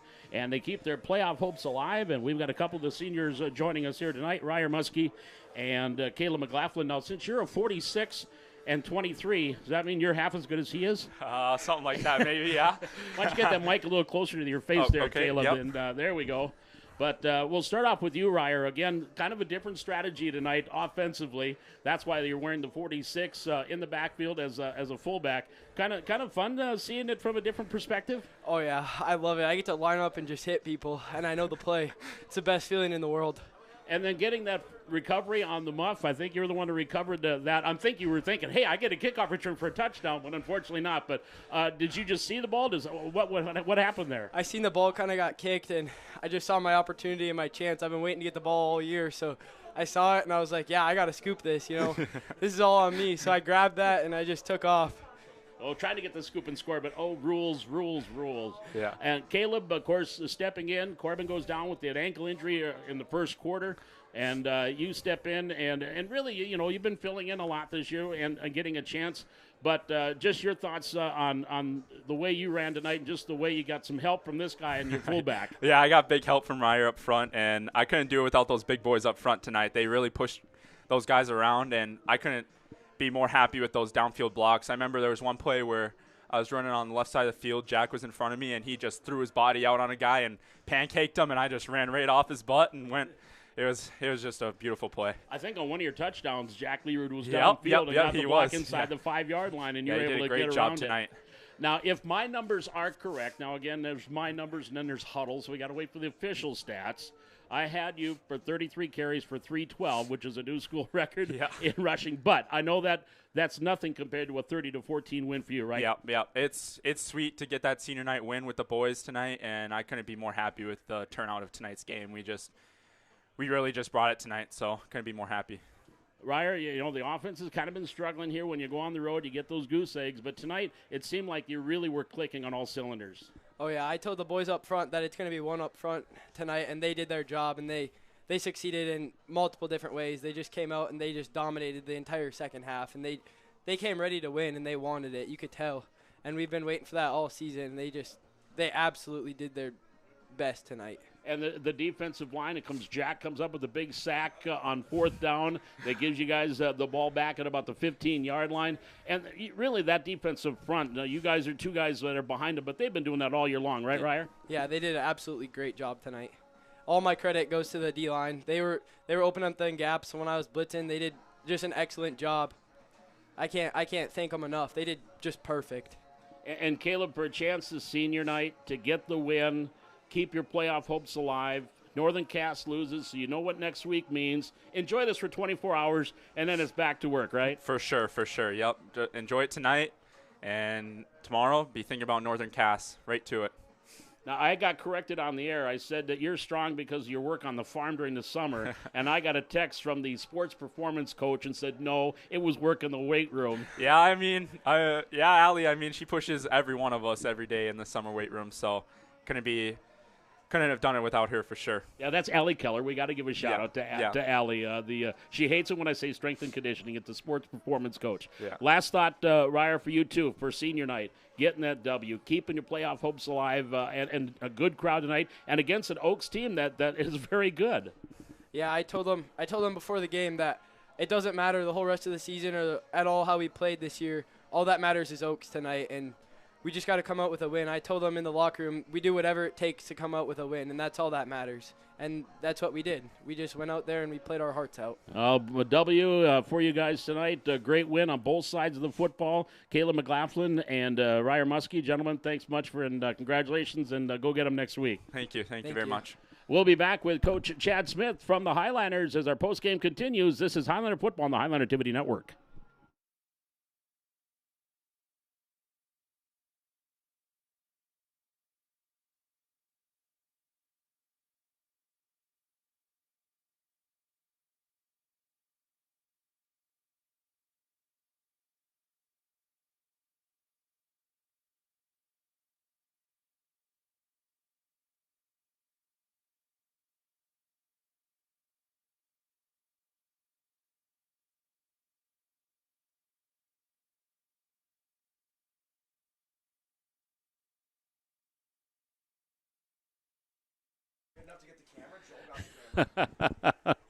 Bob McDonald back with you here at Hannah Field, now joined by head coach Chad Smith.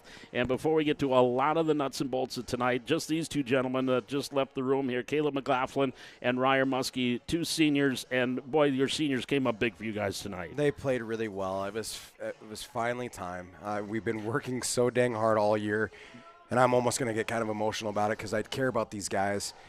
And I know it's been an uphill battle for them, and what they've faced the last 3 years isn't their fault, right? Mm-hmm. They've had 3 different head coaches now and learning different languages, and finally it clicked for us. We got the monkey off our back. We scored some points. Now, we weren't perfect tonight, right? We had penalties, and we got to fix some things. And we're still working on some culture things that I'm not proud of what our team sometimes does or says.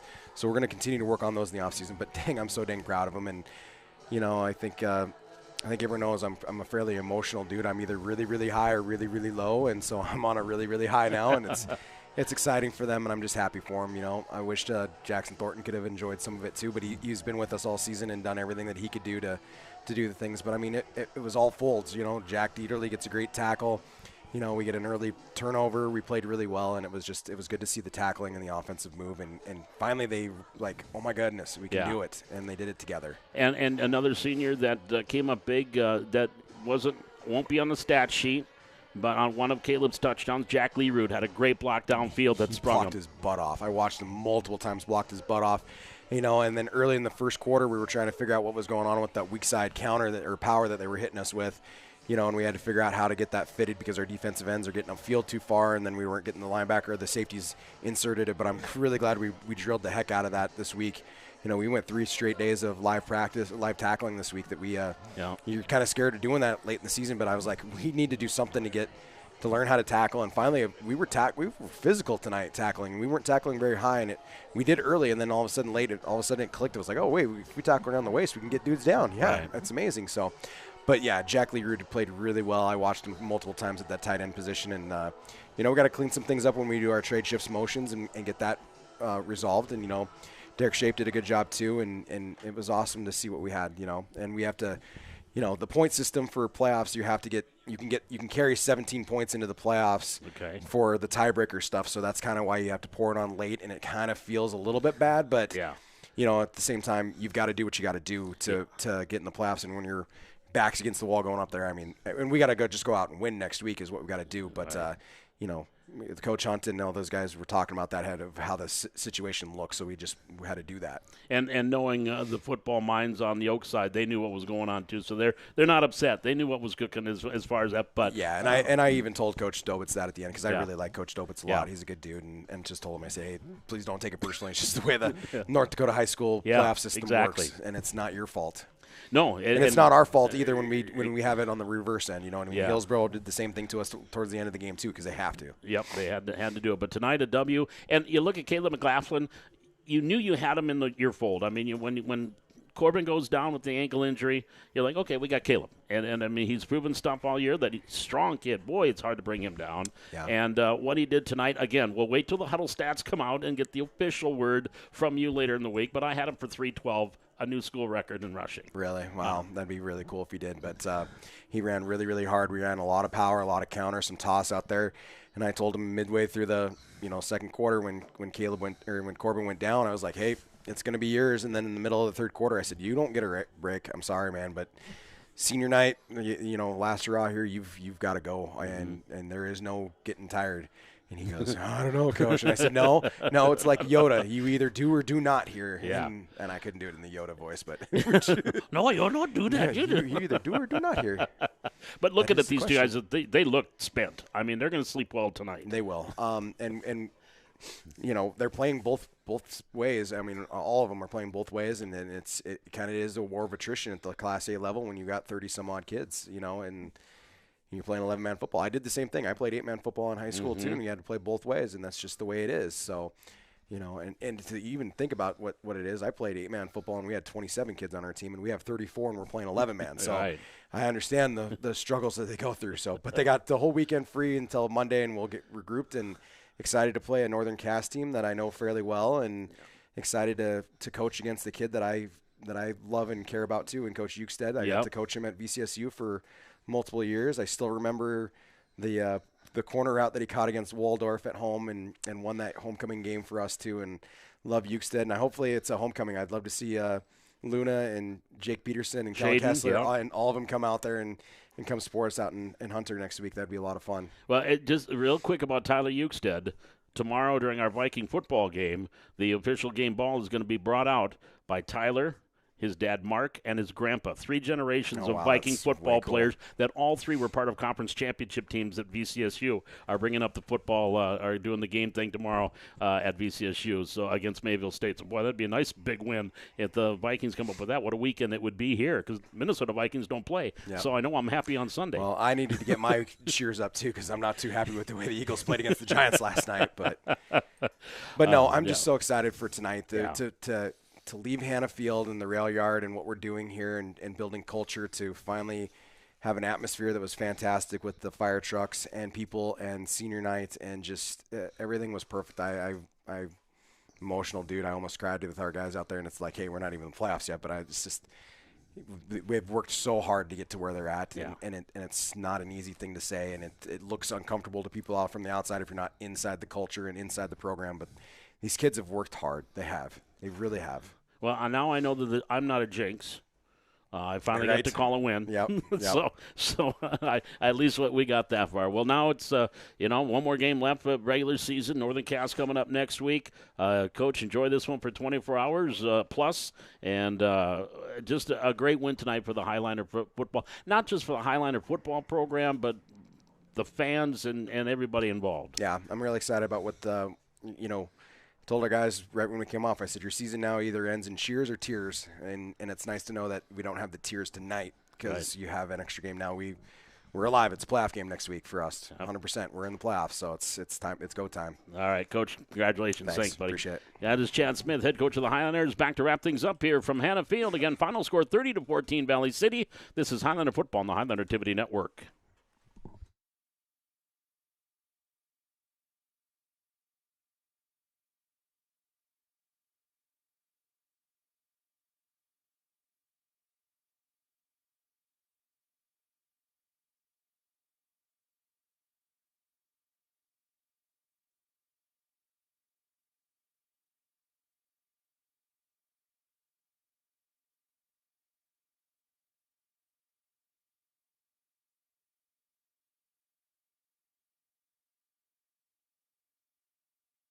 Again, final score tonight, Valley City winning it by a final of 30-14. Just a quick wrap-up on the other games in Region 1. Hillsborough Central Valley, 16-0 winners tonight over Lisbon. And again, the game that Highlanders are keeping a close track on. Ellendale Edgeley Cullum defeats Northern Cass 28-12.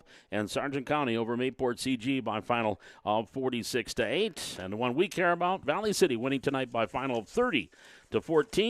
So the Highlanders now 3-5 on the year, 3-3 in Region 1. That means it comes down to their game next week against Northern Cass on the road.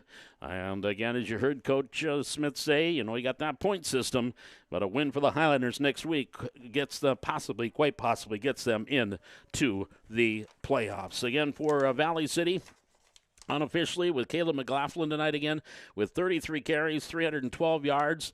And before he went down, Corbin Powell had a couple of carries for 25 yards and also one carry for 3 yards for Derek Shape on little end around, and one carry for -5 yards for Hudson Crewald. And let's not lose sight on what Matthias Dahlstrom did for Oaks. 19 carries for 113 tonight, and 13 carries, 49 yards rushing for Andrew Rosenthal. And through the air for Valley City, didn't throw a lot, didn't have to, but Hudson Crewald tonight with 6 completions. He was 6 of 9, 72 yards, and that 17-yard touchdown pass at the end of the game. So the Highliners picking up the W, and they are now 3-5 on the season. Well, coming up next week, we'll have the Highlander volleyball is going to be on the road. Football is on the road next week.